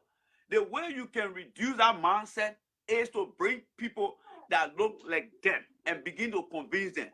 But I would allow you to say your say. But I can guarantee you, I don't put a show over there. You'll go back your last salary. So there is it. Here's it. Just for the record's sake, I've told you before.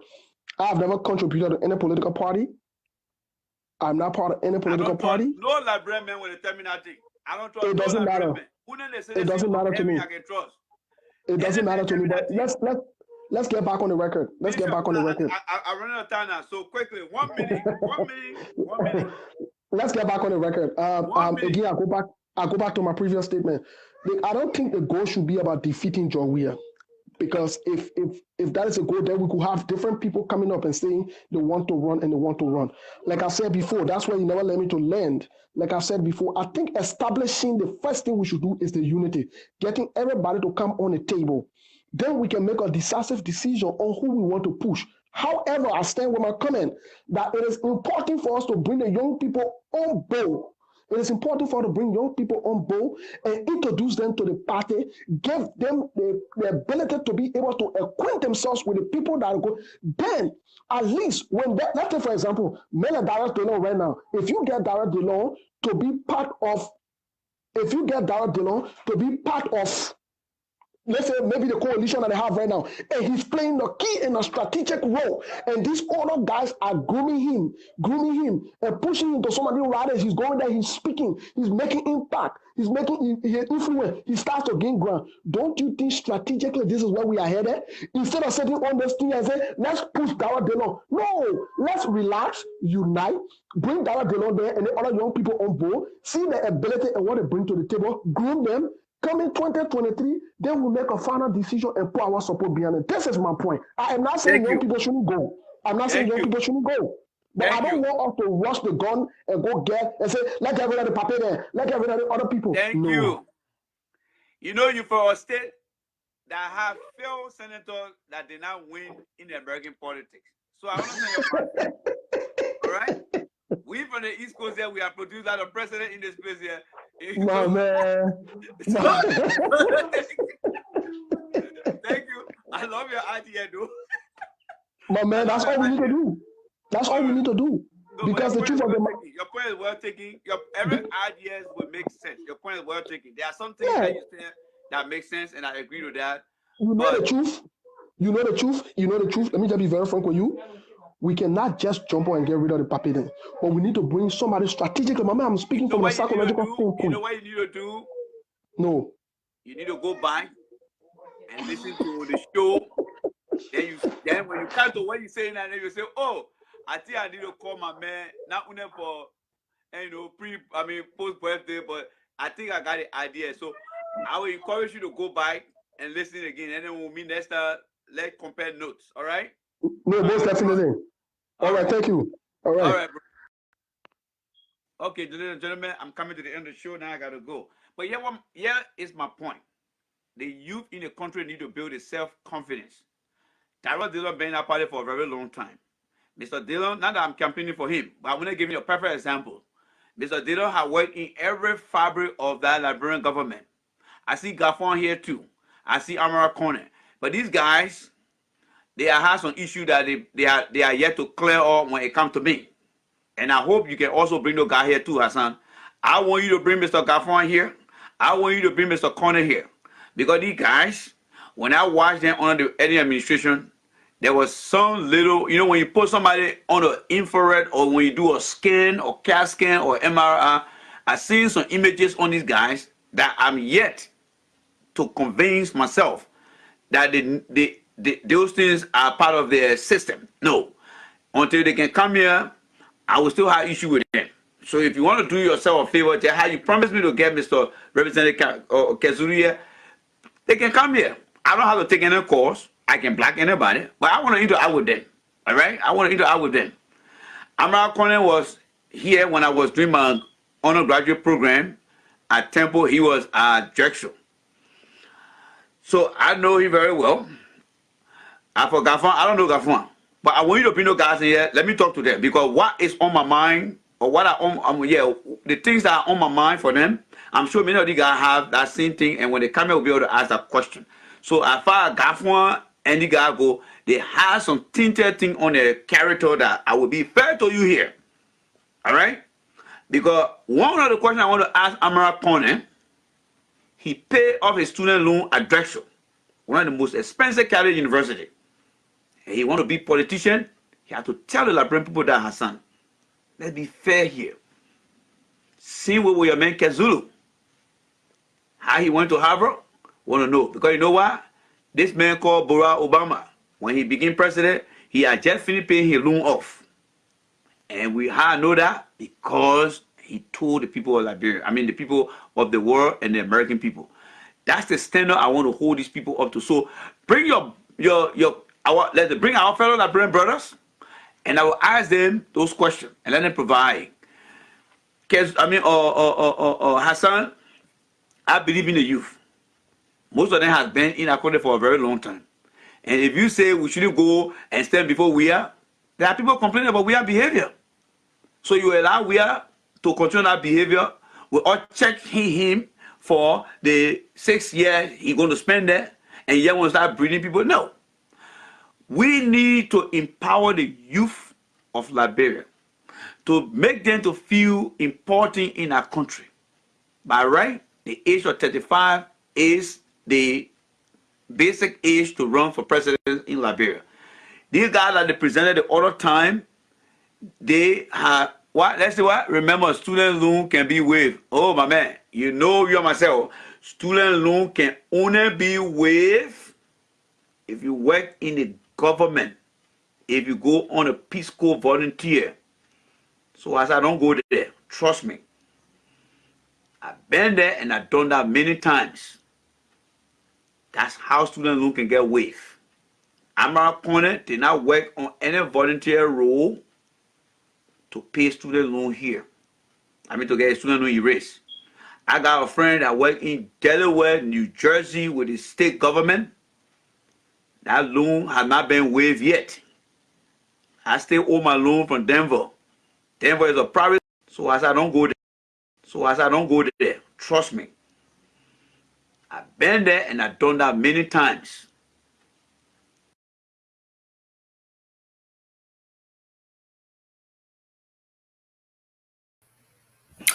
All right, guys, this is J. Randy here, and thank you guys so much for taking your time to watch one of my old platform. As you can see, I think that was in 2019.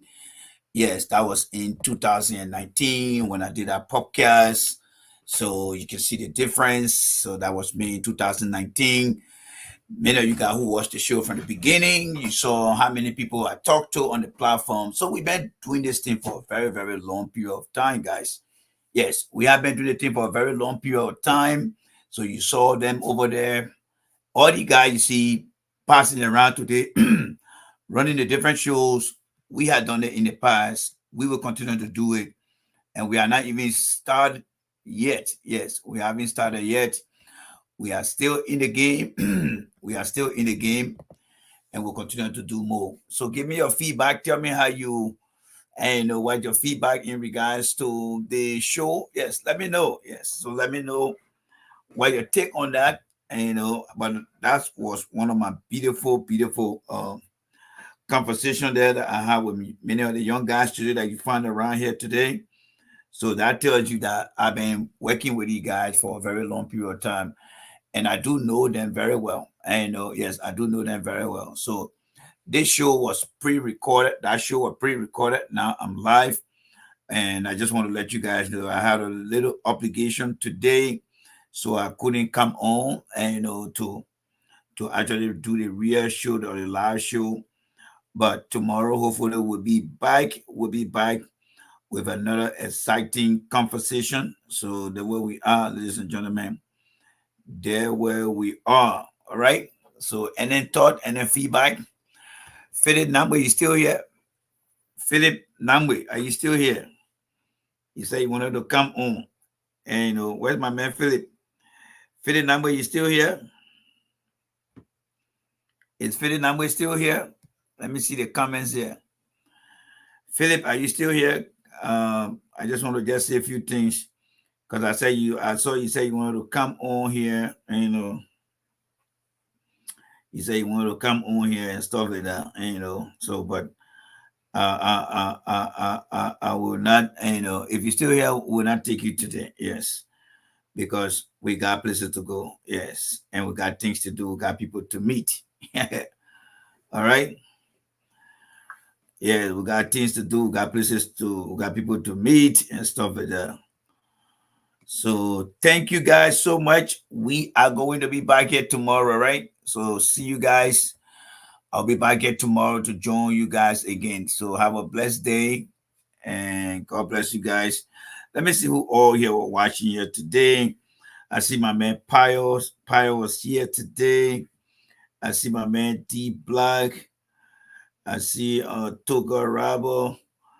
I see Atlanta King. Yeah, Atlanta King just asked. Yeah, King and I are supposed to come on. I'll call King. I want to talk to King and see whether King can join me tomorrow morning. Yeah, King and I need to have a conversation tomorrow. So, King, if you're watching right after, I'll be giving you a call so we can set the whole thing up for tomorrow. All right. So, guys, thank you so much, for the time. Atlanta King, please expect my call. Yes. Atlanta King, please expect my call. Yango was here again also too.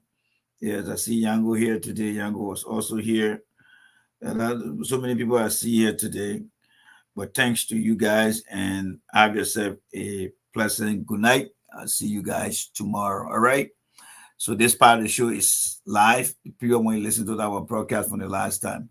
So goodbye and good night to everyone of you.